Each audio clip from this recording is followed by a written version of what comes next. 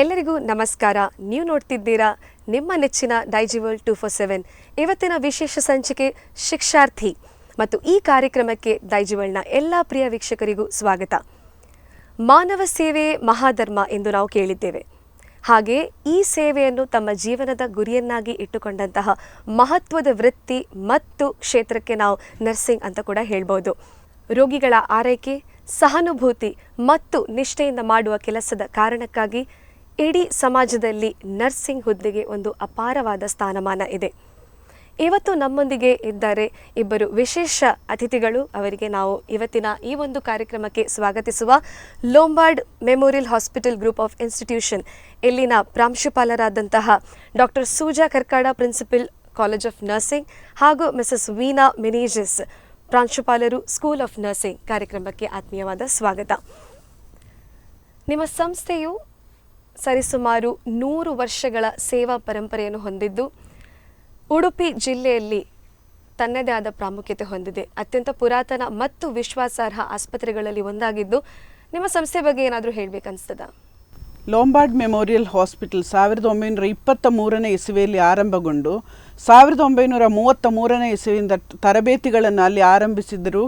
1964ನೇ ಇಸವಿಯಿಂದ ನಾವು auxiliary nurse ಮಿಡ್ವೈಫ್ರಿ ಪ್ರೋಗ್ರಾಮನ್ನು, registration ಇರುವಂಥ ಒಂದು ಪ್ರೋಗ್ರಾಮನ್ನು ಆರಂಭಿಸಿ ಸರಿಸುಮಾರು 20 ವರ್ಷಗಳ ಆ ಪ್ರೋಗ್ರಾಮ್ ರನ್ ಆಯಿತು. 1980ರಿಂದ ಜನರಲ್ ನರ್ಸಿಂಗ್ ಮತ್ತು ಮಿಡ್ವೈಫರಿ ಅಂತ 3.5 ವರ್ಷದ ಕೋರ್ಸನ್ನು ಆಗ ಆರಂಭಿಸಿ ಈಗ ನಾವು 46ನೇ ಬ್ಯಾಚನ್ನು ಬ್ಯಾಚ್ ಅಡ್ಮಿಷನ್ಸ್ ಆಗ್ತಾ ಉಂಟು. ಅದರ ಜೊತೆಗೆ 2019ರಲ್ಲಿ BSc ನರ್ಸಿಂಗ್ ಪ್ರೋಗ್ರಾಮನ್ನು ಕೂಡ ನಾವು ಸ್ಟಾರ್ಟ್ ಮಾಡಿದ್ದೇವೆ. ಓಕೆ, ಈಗ ಇತ್ತೀಚೆಗೆ SSLC ಮತ್ತು PUC ಫಲಿತಾಂಶ ಪ್ರಕಟವಾಗಿದ್ದು ಹೆತ್ತವರಲ್ಲಿ ಮತ್ತು ಮಕ್ಕಳಲ್ಲಿ ಕೂಡ ತುಂಬ ಒಂಥರ ಗೊಂದಲ ಇದೆ. ನಾನು ಮುಂದೆ ಯಾವ ರೀತಿಯ ಕೋರ್ಸನ್ನು ಆಯ್ಕೆ ಮಾಡಬೇಕು, ಯಾವ ಕೋರ್ಸಿಗೆ ಈ ಸಂದರ್ಭದಲ್ಲಿ ಪ್ರಾಮುಖ್ಯತೆ ಇದೆ ಅಂತ ತುಂಬ ಥರದ ಒಂದು ಗೊಂದಲ ಇದ್ದಾಗ ಅಂಥ ಮಕ್ಕಳಿಗೆ, ಅಂಥ ಪೋಷಕರಿಗೆ ನರ್ಸಿಂಗ್ ಬಗ್ಗೆ ನೀವೇನು ಹೇಳಲಿಕ್ಕೆ ಇಷ್ಟಪಡ್ತೀರಾ? ಜಾಸ್ತಿಯಾಗಿ ಸೈನ್ಸ್ ತಗೊಳ್ತಾರೆ. ಆ ಸೈನ್ಸಲ್ಲಿ ಅವರಿಗೆ ಇಂಜಿನಿಯರಿಂಗ್, ಡಾಕ್ಟರ್ ಅದೆಲ್ಲ CET ನೀಟ್ ಎಕ್ಸಾಮ್ ಎಲ್ಲ ಕಟ್ತಾರೆ. ಅವರಿಗೆಲ್ಲ ಡಿಫ್ರೆಂಟ್. ನಾನು ಹೇಳೋದಾದರೆ ಸ್ಕೂಲ್ ಆಫ್ ನರ್ಸಿಂಗಿಗೆ, ಜನರಲ್ ನರ್ಸಿಂಗ್ ಆ್ಯಂಡ್ ಮಿಡ್ವೈಫರಿಗೆ ಆರ್ಟ್ಸ್, ಕಾಮರ್ಸ್, ಸೈನ್ಸ್ ಯಾವುದು ಸ್ಟ್ರೀಮ್ಸ್ ಆಗ್ತದೆ ಅವರಿಗೆ ಮಿನಿಮಮ್ ಒಂದು 50% ಪರ್ಸೆಂಟೇಜ್ ಇರಬೇಕು. ಮತ್ತು ಮಿನಿಮಮ್ 45 ಮಾರ್ಕ್ಸ್ ಇಂಗ್ಲೀಷಲ್ಲಿ ಇರಬೇಕು. ಅದು ಅರ್ಹತೆ ಜನರಲ್ ನರ್ಸಿಂಗ್ ಆ್ಯಂಡ್ ಮಿಡ್ವೈಫರಿಗೆ. General nursing and midwifery 3 years course. ಈಗ ಅದರಲ್ಲಿ first year, second year, third ಇಯರಲ್ಲಿ ಒಂದು 6 ಮಂತ್ಸ್ ಇಂಟರ್ನ್ಶಿಪ್ ಕೋರ್ಸ್. ಹಾಗೆ ಜನರಲ್ ನರ್ಸಿಂಗನ್ನು ಜಾಸ್ತಿಯಾಗಿ ಅಡಾಪ್ಟ್ ಮಾಡ್ತಾರೆ ಆರ್ಟ್ಸ್ ಕಾಮರ್ಸ್ನವರು. ಓಕೆ, ಈಗ BSc ನರ್ಸಿಂಗ್ ಮತ್ತು ಜನರಲ್ ನರ್ಸಿಂಗ್ ಮಧ್ಯ ಏನು ಡಿಫ್ರೆನ್ಸ್ ಇದೆ ಅಂತ ಕೂಡ ಹೇಳ್ಬೋದು? BSc ನರ್ಸಿಂಗ್ 4 ವರ್ಷದ ಪ್ರೋಗ್ರಾಮ್. ಈಗ 4ನೇ ಬ್ಯಾಚ್ ನಮ್ಮದು ಸೆಮಿಸ್ಟರ್ ಸಿಸ್ಟಮ್ ನಡೀತಾ ಉಂಟು, ಕ್ರೆಡಿಟ್ ಸಿಸ್ಟಮ್. ಅದರಲ್ಲಿ 8 ಸೆಮಿಸ್ಟರ್ಗಳು. 8ನೇ ಸೆಮಿಸ್ಟರ್ ಕಂಪ್ಲೀಟ್ಲಿ 6 ತಿಂಗಳು ಇಂಟರ್ನ್ಶಿಪ್. BSc ನರ್ಸಿಂಗ್ಗೆ ಜಾಯಿನ್ ಆಗಬೇಕಾದ್ರೆ ಮಕ್ಕಳು CET, ಕರ್ನಾಟಕದ ಕಾಮನ್ ಎಂಟ್ರೆನ್ಸ್ ಟೆಸ್ಟ್, ನಿನ್ನೆ ಮತ್ತು ಇವತ್ತು ನಡೀತಾ ಉಂಟು. ಅದನ್ನೇ ಬರೆದು ಅದರ ಮುಖಾಂತರ ಬರಬಹುದು. ಮತ್ತು ಎಲ್ಲ ಕಾಲೇಜುಗಳಲ್ಲಿ ಒಂದು ಮ್ಯಾನೇಜ್ಮೆಂಟ್ ಕೋಟಾ ಸೀಟ್ ಅಂತ ಉಂಟು, ಅದರ ಪ್ರಕಾರ ಸಹ ಬಂದು ಜಾಯಿನ್ ಆಗಬಹುದು. ಜನರಲ್ ನರ್ಸಿಂಗ್ ಮಕ್ಕಳಿಗೆ ಅಂದರೆ BSc ಮಾಡಬೇಕಾದ್ರೆ ಮಕ್ಕಳು ಸೈನ್ಸೇ ಕಲ್ತಿರಬೇಕು. Physics, chemistry and biology compulsory ಅವರಿಗೆ.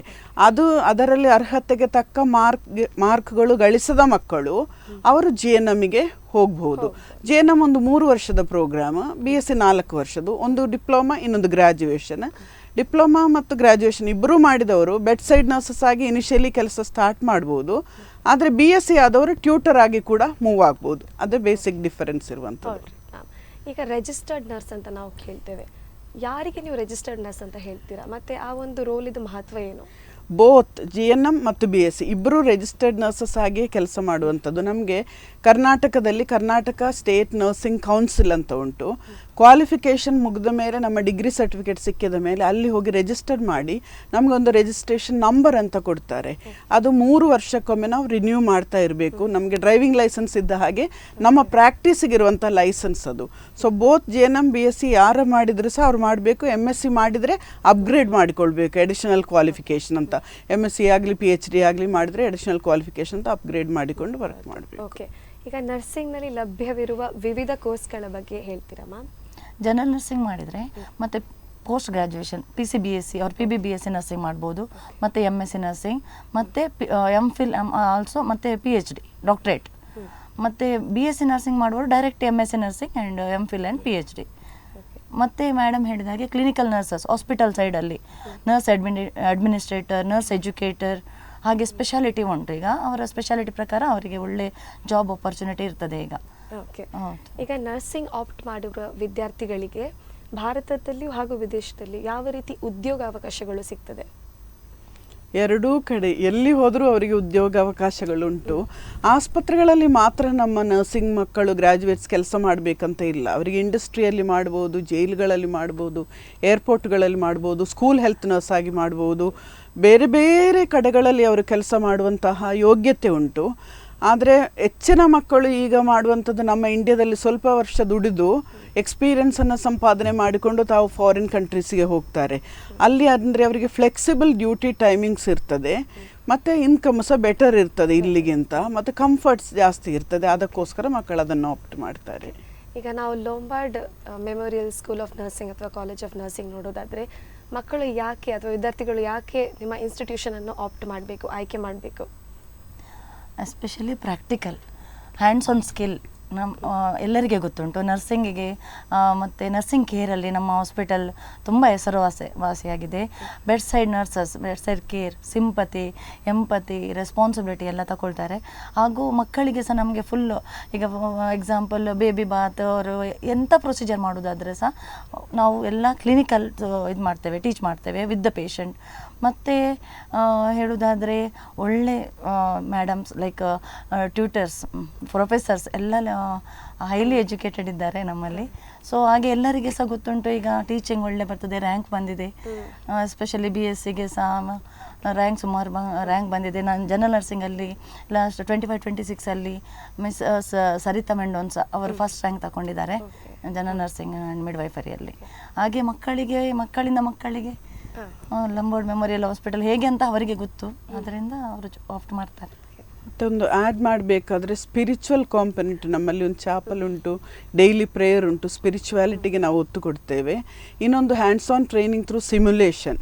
ಈಗ OSCE ಎಂಬುದು ಫಾರಿನ್ ಕಂಟ್ರಿಗಳಲ್ಲಿ ತುಂಬ ಕಾಮನ್. ಇಲ್ಲಿಂದ ನರ್ಸಸ್ ಹೋಗಬೇಕಾದ್ರೆ OSCE ಎಕ್ಸಾಮ್ ಪಾಸ್ ಆಗಲೇಬೇಕು. ಸೊ ಹೊಸ ಕರಿಕ್ಯುಲಮಲ್ಲಿ ಅದನ್ನು ಆ್ಯಡ್ ಮಾಡಿದ ಜೊತೆಗೆ ನಾವು ಎಕ್ಸ್ಟರ್ನಲ್ ಏಜೆನ್ಸೀಸನ್ನು ಕರೆಸಿಕೊಂಡು ಮಕ್ಕಳಿಗೆ OSCE ಮತ್ತು simulation training, so that they become competent. ಆ ಕಲಿಯುವ ಸ್ಕಿಲ್ಲಲ್ಲಿ ಕಾಂಪಿಟೆನ್ಸಿ ಅವರಿಗೆ ಬರುವವರೆಗೆ ನಾವು ಮಾಡಿಸಿ ಕಲಿಸ್ತೇವೆ. ಸೊ ಒಮ್ಮೆ ಅವರು ಹೊರಗೆ ಬರುವಾಗ they are fully fledge to work in the hospital. So skillful ಆಗಿ ಬರ್ತಾರೆ, ನಮಗೆಲ್ಲರಿಗೂ ಕಾನ್ಫಿಡೆನ್ಸ್ ಉಂಟು. Okay okay ma'am. So ma'am, ಈಗಿನ ಕಾಲದಲ್ಲಿ ನರ್ಸಿಂಗ್ಗೆ ತುಂಬ ಡಿಮ್ಯಾಂಡ್ ಇದೆ. ತುಂಬ ವಿದ್ಯಾರ್ಥಿಗಳು ನರ್ಸಿಂಗನ್ನು ಆಪ್ಟ್ ಮಾಡ್ತಿದ್ದಾರೆ, ಆಯ್ಕೆ ಮಾಡ್ತಿದ್ದಾರೆ.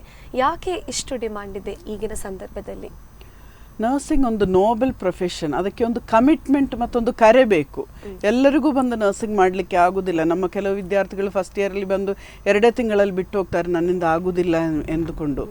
ಲೋಕದ ಕಡೆಗಳಲ್ಲಿ ನಾವು ನೋಡೋದಾದರೆ ತುಂಬ ಡಿಮ್ಯಾಂಡ್ ಉಂಟು, ಯಾಕಂದರೆ ಅಕ್ಯೂಟ್ ಶಾರ್ಟೇಜ್ ಉಂಟು. ನಮ್ಮ ಕಂಟ್ರಿಯಲ್ಲಿ 1,000 ಪಾಪ್ಯುಲೇಷನಿಗೆ ಈಗ ಇರುವಂಥದ್ದು 1.7 nurses, 1.7 to 2 nurses for every 1,000 population. But world health ಆರ್ಗನೈಸೇಷನ್ದು ಅಧ್ಯಯನ ಪ್ರಕಾರ 3 ನರ್ಸಸ್ ಇರಬೇಕು 1,000 ಪಾಪ್ಯುಲೇಷನ್ಗೆ. That is the density of the nurse and the population. So ಅದನ್ನು ನಮಗೆ ಮೀಟ್ ಮಾಡಬೇಕಾದ್ರೆ ಇನ್ನೂ 6.5 ಲಕ್ಷ ನರ್ಸಸ್ ನಮ್ಮ ಕಂಟ್ರಿಯಲ್ಲೇ ಇನ್ನೂ ಕೆಲಸಕ್ಕೆ ಸೇರಿದ್ರೆ ಮಾತ್ರ ಆಗೋದು. ಸೊ ಅಷ್ಟು ಡಿಮ್ಯಾಂಡ್ ಮಾರ್ಕೆಟಲ್ಲಿ ಉಂಟು. ಎರಡನೇದಾಗಿ ಅವರು ಕೆಲಸ ಕಲಿತ ನೆಕ್ಸ್ಟ್ ಡೇ, ರಿಸಲ್ಟ್ ಬಂದ ನೆಕ್ಸ್ಟ್ ಡೇ ಕೆಲಸಕ್ಕೆ ಜಾಯ್ನ್ ಆಗ್ಬೋದು. ರಿಸಲ್ಟ್ಗಿಂತ ಮೊದಲೇ ಇಂಟರ್ವ್ಯೂ ಅಟೆಂಡ್ ಆಗಿ ರೆಡಿಯಾಗಿರ್ತಾರೆ. ಈ ಸರ್ತಿ ನಮ್ಮ ಬ್ಯಾಚಿನ ಮಕ್ಕಳೆಲ್ಲರೂ ಹಾಗೇ ಮಾಡಿದ್ದಾರೆ. ಮೂರನೇದಂದರೆ ಅವರಿಗೆ ತುಂಬ ಆಪರ್ಚುನಿಟಿ ಅಬ್ರಾಡಲ್ಲಿ ಉಂಟು. ರೀಸನ್ ಅಂದರೆ ಏಜಿಂಗ್ ಪಾಪ್ಯುಲೇಷನ್ ಜಾಸ್ತಿ ಆಗಿದೆ, ಪಾಪ್ಯುಲೇಷನ್ ಟ್ರೆಂಡ್ ಚೇಂಜ್ ಆಗಿದೆ. ಸೊ ಕೇರ್ ಟೇಕರ್ಸ್ ಈಗ ಜಾಸ್ತಿ ಬೇಕು. ಹಾಗೆ ಆಗಿ ತುಂಬ ಡಿಮ್ಯಾಂಡ್ ಇರುವ ಕಾರಣ ಒಂದಲ್ಲ ಒಂದು ದಿನವೂ ನಿಮಗೆ ಕೆಲಸ ಇಲ್ಲ ಅಂತ ನೀವು ಕಾಯುವುದು ಬೇಡ. ಕೈಕಾಲಿಗೆ ಯಾವಾಗದವರೆಗೆ ಆರೋಗ್ಯ ಉಂಟು ಅಷ್ಟವರೆಗೂ ದುಡಿಬೋದು. 70, 75, 80, 90 ವಯಸ್ಸಿನವರೆಗೆ ದುಡಿಯುವ ನರ್ಸಸ್ ಇನ್ನ ಅಕ್ರಾಸ್ ದ ವರ್ಲ್ಡ್ ಇದ್ದಾರೆ. ಓಕೆ ಮ್ಯಾಮ್, ನಿಮ್ಮ ಅಭಿಪ್ರಾಯ ಏನು? ಅದೇ ಮೇಡಮ್ ಹೇಳಿದ ಪ್ರಕಾರ ನಮ್ಮಲ್ಲಿ ರಿಸಲ್ಟ್ ಬರುವ ಮುಂಚೆ ನಾವು 50% ಆಫ್ ನರ್ಸಸ್ ನಮ್ಮ ಸ್ಟೂಡೆಂಟನ್ನು ನರ್ಸಸ್ ಆಗಿ ತಗೊಂಡಿದ್ದೇವೆ. ಅವರು ಕೆಲಸ ಮಾಡ್ತಾ ಇದ್ದಾರೆ as A staff nurse. So ಎಲ್ಲರಿಗೆ ಸಾಧ್ಯ ಬೇಕು. ಈಗಿನ ಜಾಬ್ ಆಪರ್ಚುನಿಟಿ ಎಲ್ಲ ಜಾಬ್ ಪ್ರಾಬ್ಲಮ್ಸ್ ನೋಡುವಾಗ ನರ್ಸಿಂಗ್ ಅದಕ್ಕೋಸ್ಕರ ಬರ್ತಾರೆ. ನಾವು ಫಸ್ಟ್ ಕೇಳ್ತೇವೆ, ನಿಮ್ಮ ಇಂಟ್ರೆಸ್ಟಲ್ಲಿ ಬಂದದ್ದ ಅಲ್ಲ ಪೇರೆಂಟ್ಸ್ಗೆ ನಿಮಗೆ ಫೋರ್ಸ್ ಮಾಡಿ ಕಳಿಸಿದ್ದ ಅಂತ. ಸೊ ಕೆಲವು ಮಕ್ಕಳು ಹೇಳ್ತಾರೆ ನಮ್ಮದು ಇಂಟ್ರೆಸ್ಟ್, ಕೆಲವು ಮಕ್ಕಳಿಗೆ ಇಂಟ್ರೆಸ್ಟ್ ಉಂಟು, ಅವರು ಇಂಟ್ರೆಸ್ಟ್ ಇದ್ದು ಎಲ್ಲ ಪ್ರಾಕ್ಟಿಕಲ್ ಇರಲಿ ಥಿಯರಿಯಲ್ಲಿ ಒಳ್ಳೆ ಮಾಡ್ತಾರೆ. ಕೆಲವರಿಗೆ ಆಗೋದಿಲ್ಲ. ಲೈಕ್ ನಾನು ಆಲ್ರೆಡಿ ಹೇಳಿದ್ದೇನೆ, ಎಲಿಜಿಬಿಲಿಟಿ 50%, ಲೆಸ್ ದೆನ್ 50% ಇದ್ದರೆ ಅವರಿಗೆ ಸ್ವಲ್ಪ ಕಷ್ಟ ಆಗ್ತದೆ. ಈಗ ಜನರಲ್ ನರ್ಸಿಂಗ್ ಇರಲಿ, ಅದರಲ್ಲಿ ಒಂದೆರಡು ಸಬ್ಜೆಕ್ಟ್ ಸೈನ್ಸ್ ಸಬ್ಜೆಕ್ಟ್ ಉಂಟು, anatomy and physiology, microbiology. So ಅವರಿಗೆ ಗೊತ್ತಿರೋದಿಲ್ಲ. ಅದು ಬಂದ ನಂತರ ಹೇಳ್ತಾರೆ ಮೇಡಮ್ ಇದು ಹೇಗೆ, ಇದು science subject. But being A nurse ನಮಗೆ ಯಾವ ಮಸಲ್ಸ್ ಯಾವ ಬೋನ್ ಅಂತ ಗೊತ್ತಿಲ್ಲದಿದ್ದರೆ ನಮಗೆ ಇಂಜೆಕ್ಷನ್ ಎಲ್ಲಿ ಕೊಡಲಿಕ್ಕೆ ಎಲ್ಲ ಬೇಕಾಗ್ತದೆ. ಮತ್ತು ಕ್ರಮೇಣ ಅವರು ಕಲಿತಾರೆ, ನಾವು ಸ್ವಲ್ಪ ಜಾಸ್ತಿ ಅವರಿಗೆ ಟ್ರೈನಿಂಗ್ ಕೊಡಬೇಕಾಗ್ತದೆ. ಎಸ್ಪೆಷಲಿ ನಮ್ಮಲ್ಲಿ ಈಗ ನಾವು ಸ್ಯಾಟರ್ಡೆ ಆಫ್ಟರ್ನೂನ್ ಸಹ ಮಕ್ಕಳು ಸ್ವಲ್ಪ ಪೋರ್ ಇನ್ ಸ್ಟಡಿ ಸೆಕೆಂಡ್ ಸೆಮಿಸ್ಟರಲ್ಲಿ ಸ್ವಲ್ಪ ಕಡಿಮೆ ಮಾರ್ಕ್ಸ್ ತಗೊಂಡವರಿಗೆ ನಾವು ಕ್ಲಾಸಿಗೆ ಕರೀತೇವೆ, ಕರೆದು ಅವರಿಗೆ ಸಪ್ರೇಟ್ ಕ್ಲಾಸ್ ಎಲ್ಲ ಮಾಡ್ತೇವೆ. ಸೊ ಹಾಗೆ ನರ್ಸಿಂಗ್ ರಿಯಲಿ ಅಂದರೆ ಮಕ್ಕಳು ಇಂಟ್ರೆಸ್ಟ್ ಇದ್ದವರು ಒಳ್ಳೆ ಕಲಿತಾರೆ, ಇಂಟ್ರೆಸ್ಟ್ ಇಲ್ಲದವರು ಸಹ ಅವ್ರಿಗೆ ಇಂಟ್ರೆಸ್ಟ್ ಬರುವ ಹಾಗೆ ಮಾಡ್ತೇವೆ ನಾವು. ಮ್ಯಾಮ್ ಹೇಳಿದಾಗೆ truly a noble profession. Yes yes. First ಇಯರಲ್ಲಿ ಇಂಟ್ರೆಸ್ಟ್ ಇಲ್ಲದ್ರೆ ಸಹ ಕ್ರಮೇಣ second year third year fourth year ಆಗುವಾಗ ಅವರು ಫುಲ್ ಮೆಚೂರ್ ಆಗಿ ಹೊರಗೆ ಬರ್ತಾರೆ. ಅದು ಆ ಟ್ರಾನ್ಸಿಷನ್ ಉಂಟಲ್ಲ, ನಮಗೆ ಭಾಳ ಖುಷಿ ಆಗ್ತದೆ ಮಕ್ಕಳದು ನೋಡಲಿಕ್ಕೆ. ಈಗ ನರ್ಸಿಂಗ್ ಅಂತ ಹೇಳಿದರೆ ಎಲ್ಲರೂ ಥಿಂಕ್ ಮಾಡೋದು ಮೊದಲಿಗೆ ಹಾಸ್ಪಿಟಲ್, ನರ್ಸ್ ಅಂದರೆ ಹಾಸ್ಪಿಟಲ್ಲಿ ಕೆಲಸ ಮಾಡೋದು, ಇಲ್ಲ ಸ್ಟಾಫ್ ನರ್ಸ್, ಹೋಮ್ ನರ್ಸ್ ಹಾಗೆ. ಸೊ ಬೇರೆ ಏನಾದರೂ ಎಕ್ಸ್ಪ್ಲೋರೇಷನ್ ಇದೆಯಾ ನರ್ಸಿಂಗ್ ಫೀಲ್ಡಲ್ಲಿ, ಅಥವಾ ಬರೀ ಮನೆಯಲ್ಲಿ ಅಥವಾ ಹಾಸ್ಪಿಟಲ್ಸ್ಗಳಲ್ಲಿ ಮಾತ್ರ ಅವರ ಕೆಲಸ ಸೀಮಿತವಾಗಿದೆಯಾ? ನರ್ಸಿಂಗ್ ಫೀಲ್ಡ್ ತುಂಬ ದೊಡ್ಡದು ಈಗ. ಎಲ್ಲಿಂದ ಅಂದರೆ ನಾವು ರೈಲ್ವೇಸಲ್ಲಿ ನರ್ಸಸನ್ನು ನೋಡ್ತೇವೆ, ಮಿಲಿಟ್ರಿಯಲ್ಲಿ ನೋಡ್ತೇವೆ, industry, schools, airlines, plus hospitals, teaching institutions, day care centres, old age homes, palliative care homes, ಎಲ್ಲ ಕಡೆ ನರ್ಸಸ್ ಬೇಕು. ನಮಗೆ ಕೆಲವೊಮ್ಮೆ ಸ್ಕಿಲ್ ಟ್ರೈನ್ ಅವರು ಒಬ್ಬರಿಬ್ಬರು ಅಲ್ಲಿ ಇರ್ಬೋದು, ಆದರೂ there should be a registered nurse to administer medication and to take care of the whole situation. ಹಾಗೆ ಬೇಕಾದ ಕಾರಣ ಇಲ್ಲಿ ಅಲ್ಲ ಅಲ್ಲಿ ಅಂತ ಇಲ್ಲ, ನಮಗೆ ಎಷ್ಟೇ ಇಲ್ಲ ಹಾಸ್ಪಿಟ್ಲಲ್ಲಿ ಪೇಷಂಟೊಟ್ಟಿಗೆ ಕೆಲಸ ಮಾಡಲಿಕ್ಕೆ ಅಂದರೆ ನೀವೊಂದು ಇಂಡಸ್ಟ್ರಿಯಲ್ಲಿ ಹೋಗಿ ಅಲ್ಲಿ ಆಗಿದ್ದು ನರ್ಸ್ ಆಗಿ ಕೆಲಸ ಮಾಡ್ಬೋದು. ಸೊ ತುಂಬ ನಮಗೆ ಆಪರ್ಚುನಿಟೀಸ್ ಉಂಟು. ಇಂಪಾರ್ಟೆನ್ಸ್ ನಾವು ಯಾವಾಗ ನೋಡಿದ್ದೇವೆ ಕೋವಿಡ್ ಟೈಮಲ್ಲಿ ಎಕ್ಸಾಕ್ಟ್ಲಿ. ರಿಯಲಿ ಅಂದರೆ ಈ ನರ್ಸಸ್ನವರು ಎಷ್ಟು ಡೆಡಿಕೇಟೆಡ್ ಆಗಿ ಫ್ಯಾಮಿಲಿ ಬಿಟ್ಟು ಹಾಸ್ಪಿಟಲಲ್ಲಿ ನಿಂತು ಕೇರ್ ಮಾಡಿದ್ದಾರೆ. ಸೊ ಅದನ್ನು ನೋಡಿದ ನಂತರ ಕೋವಿಡ್ ಬಂದ ನಂತರ ನರ್ಸಿಂಗಿಗೆ ಸ್ವಲ್ಪ ಡಿಮ್ಯಾಂಡ್ ಜಾಸ್ತಿ ಆಗಿದೆ. ಶಾಲೆಗಳಲ್ಲಿ ಕೂಡ ನರ್ಸಿಂಗ್ ಅವೈಲಬಿಲಿಟಿ ಉಂಟು, ನರ್ಸಸ್ ಅವೈಲಬಿಲಿಟಿ ಇದೆ. ಸ್ಕೂಲ್ ಹೆಲ್ತ್ ನರ್ಸ್ ಎಲ್ಲ ಹೆಚ್ಚಿನ ಸ್ಕೂಲ್ಗಳಿಗೆ ಒಂದು ನರ್ಸ್ ಬೇಕೇ. ಹೌದು, ಅದರಲ್ಲಿ ಒಬ್ರು ಸ್ಕೂಲ್ ಹೆಲ್ತ್ ನರ್ಸ್ ಪೊಸಿಷನ್ ಅಂತ ಇರ್ತದೆ. ಅವರು ಬೇಸಿಕಲಿ ಮಕ್ಕಳದು ಫಸ್ಟ್ ಏಡ್ ನೋಡ್ಕೊಳ್ಳೋದು, ಹೆಲ್ತ್ ಅಸೆಸ್ಮೆಂಟ್ ಮಾಡುವಂಥದ್ದು, ಸಿಕ್ಕಾದ್ರೆ ಎಮರ್ಜೆನ್ಸಿ ಆದರೆ ಮ್ಯಾನೇಜ್ ಮಾಡೋದು. ಕಮ್ಯುನಿಟಿ ಹೆಲ್ತ್ ನರ್ಸಿಂಗ್ ಸಹ ಎಲ್ಲ primary health care, community health centres ಮತ್ತು ಫೀಲ್ಡ್ ಹೆಲ್ತ್ ನರ್ಸ್ ಆಗಿ ಈಗ CHOs ಅಂತ ಕಮ್ಯುನಿಟಿ ಹೆಲ್ತ್ ಆಫೀಸರ್ಸ್ ಅಂತ ಹೇಳಿ ಡೆಪ್ಯೂಟ್ ಮಾಡಿದ್ದಾರೆ ಗೌರ್ಮೆಂಟಿಂದ. ಸೊ ತುಂಬ ಆಪರ್ಚುನಿಟಿ ಫೀಲ್ಡಲ್ಲಿ ಅವರಿಗೆ ಡಿಮಾಂಡ್ ಇದೆ, ಎಲ್ಲ ಕಡೆ ಉಂಟು. ಸೊ ಯಾವ ರೀತಿ ಬೇಕಾದರೂ ಅವರು ಅದನ್ನು ಆಪ್ಟ್ ಮಾಡ್ಕೊಳ್ಬೋದು. ಏನು ಸ್ಪೆಷಲೈಸೇಷನ್ ಇದೆ ಅದರಲ್ಲಿ ಕೂಡ ಇಲ್ಲ. ಬೇಸಿಕಲಿ ನಾವು ನರ್ಸಿಂಗಲ್ಲಿ ಕೆಲಸ ಮಾಡಲಿಕ್ಕೆ ಸ್ಪೆಷಲೈಸೇಷನ್ ಇಲ್ಲ, ಬಟ್ ಪೋಸ್ಟ್ ಗ್ರಾಜುಯೇಷನಲ್ಲಿ 5 ಸ್ಪೆಷಲೈಸೇಷನ್ ಉಂಟು. ಆಮೇಲೆ ಅದು ಫರ್ದರ್ ಹೈಯರ್ ಸ್ಟಡೀಸಿಗೆ ಹೋಗ್ತದೆ. ಮ್ಯಾಮ್, ನಿಮ್ಮ ಡಿಪಾರ್ಟ್ಮೆಂಟಿನಿಂದ ನಿಮ್ಮ ಸ್ಕೂಲ್ ಆಫ್ ನರ್ಸಿಂಗ್ ಅಥವಾ ಕಾಲೇಜ್ ಆಫ್ ನರ್ಸಿಂಗ್ ಆಗಿರ್ಬೋದು, ಅಲುಮ್ನಿ ಅಚೀವ್ಮೆಂಟ್ ಬಗ್ಗೆ ಮಾತಾಡ್ಬೋದಾ? ನಮ್ಮಲ್ಲಿ ನಿಯರ್ಲಿ 1024 ತನಕ ಅಲ್ಯುಮಿನಿ ಇದ್ದಾರೆ. ಅವರು ನಮ್ಮ ದೇಶದಲ್ಲಿ ಹಾಗೂ ವಿದೇಶದಲ್ಲಿ ಕೆಲಸ ಮಾಡ್ತಾ ಇದ್ದಾರೆ. ಅವರು ಒಳ್ಳೆ ಪೊಸಿಷನಲ್ಲಿದ್ದಾರೆ.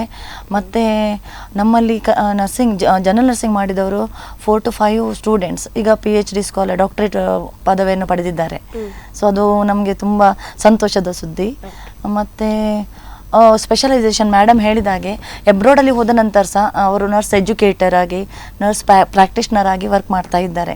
ಲೈಕ್ USA, ಕೆನಡಾ ಅಲ್ಲೆಲ್ಲ ಅವರು ಮಾಡ್ತಾ ಇದ್ದಾರೆ. ಮತ್ತು ಅಲ್ಯುಮಿನಿ ಡೇಗೆ ಬರ್ತಾರೆ. ನಾವು ನಮ್ಮಲ್ಲಿ February 2ಗೆ ಇವಾ ಲಂಬಾರ್ಡ್ದು ಬರ್ಡೇ, ನಮ್ಮದು ಫೌಂಡರ್ದು ಬರ್ಡೇ, ಹಾಗೆ ಅವರದ್ದು ಆ ದಿವಸ ನಾವು ಅಲ್ಯುಮಿನಿ ಡೇ ಮಾಡ್ತೇವೆ. Okay ma'am. ನಮ್ಮ ಸ್ಟೂಡೆಂಟ್ಸ್ ಇನ್ನೂ ಮೈಗ್ರೇಟ್ ಆಗಬೇಕು, ಆದರೆ ತುಂಬ ಸ್ಟೂಡೆಂಟ್ಸ್ ಆಲ್ರೆಡಿ ಪೇಪರ್ಸ್ ಪ್ರಾಸೆಸ್ ಮಾಡಿದ್ದಾರೆ, IELTS ಕ್ಲಿಯರ್ ಮಾಡಿಕೊಂಡಿದ್ದಾರೆ ಎಬ್ರಾಡ್ಗೆ ಹೋಗಲಿಕ್ಕೆ. ಈ ಬ್ಯಾಚಲ್ಲಿ ಕ್ಲಿಯರ್ ಆದ ಒಬ್ಬ ಹುಡುಗ ಆಲ್ರೆಡಿ UKಗೆ ಮೂವ್ ಆಗ್ತಾ ಇದ್ದಾನೆ ಅವನ ಹೈಯರ್ ಎಜುಕೇಷನಿಗೋಸ್ಕರ. ಸೊ ಮಕ್ಕಳು ಹೆಚ್ಚಿನವರು ಬರುವಂಥದ್ದೇ ಎಬ್ರಾಡಿಗೆ ಕಣ್ಣಿಟ್ಟುಕೊಂಡೇ ಬರುವಂಥದ್ದು. ಸೊ ಅವರು ಅದನ್ನು ಪ್ರಾಸೆಸ್ ಮಾಡ್ತಾರೆ, ಸ್ವಲ್ಪ ದಿನ ಆಚೆ ಈಚೆ ಆಗ್ಬೋದು, ಮತ್ತು ಒಳ್ಳೆ ಪೊಸಿಷನ್ಗೆ ಕಾಯ್ತಾರೆ. ಕೇರ್ ಹೋಮಿಗೆಲ್ಲ ಹೋಗಲಿಕ್ಕೆ ಮಕ್ಕಳಿಗೆ ಇಷ್ಟ ಆಗೋದಿಲ್ಲ. ಸೊ ಹಾಸ್ಪಿಟಲ್ ಬೇಸ್ಡ್ಗೋಸ್ಕರ ಟ್ರೈ ಮಾಡ್ತಾ ಇದ್ದಾರೆ, but they are focused. Okay. ಹೆಚ್ಚಾಗಿ ಕರಾವಳಿ ಕರ್ನಾಟಕ ಭಾಗದಲ್ಲಿ ನೋಡೋದಾದರೆ ಯಾವ ಥರದ ವಿದ್ಯಾರ್ಥಿಗಳು ನರ್ಸಿಂಗ್ ಕೋರ್ಸನ್ನು ತಗೊಳ್ತಾರೆ? ಹೆಚ್ಚಾಗಿ ಯಾವ ಥರದ ವಿದ್ಯಾರ್ಥಿಗಳು ನರ್ಸಿಂಗನ್ನು ಆಪ್ಟ್ ಮಾಡ್ತವೆ? ಯಾವ ಥರದ್ದು ಅಂತ ಕೇಳಿದರೆ ಬೇಸಿಕಲಿ ಮನೆಯಿಂದ ಒಂದು ಅವರಿಗೆ ಪುಷ್ ಇರ್ತದೆ, ನೀವು ಪ್ರೊಫೆಷನಲ್ ಕೋರ್ಸ್ ಕಲಿಬೇಕು, ಕಲಿತ ಮೇಲೆ ನಿಮ್ಗೆ ಏನಾದರೂ ಅಚೀವ್ ಮಾಡ್ಬೋದು ಅಂತ. ಈಗ BA ಆಗಲಿ BCom ಆಗಲಿ BSc ಆದರೂ ಇಮಿಡಿಯೇಟ್ಲಿ ಕೆಲಸ ಸಿಗೋದಿಲ್ಲ, ಅದು ಒಂದನೆಯದು.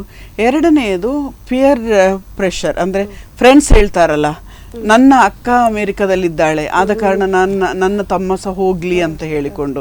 ಕೆಲವು ಮನೆಗಳಲ್ಲಿ ಅಕ್ಕ ಕಲಿತಲು ನಾನು BSc ನರ್ಸಿಂಗೇ ಕಲಿತೇನೆ, ಇಲ್ಲ ನಾನು ಡಿಪ್ಲೊಮಾನೇ ಕಲಿತೇನೆ, ಯಾಕಂದರೆ ಅವಳು ಒಳ್ಳೆ ಸಂಬಳ ಪಡ್ಕೊಳ್ತಾಳೆ ಇತ್ಯಾದಿಗಳು ಎಲ್ಲ ಮೋಟಿವೇಶನ್ ಮಕ್ಕಳಿಗೆ.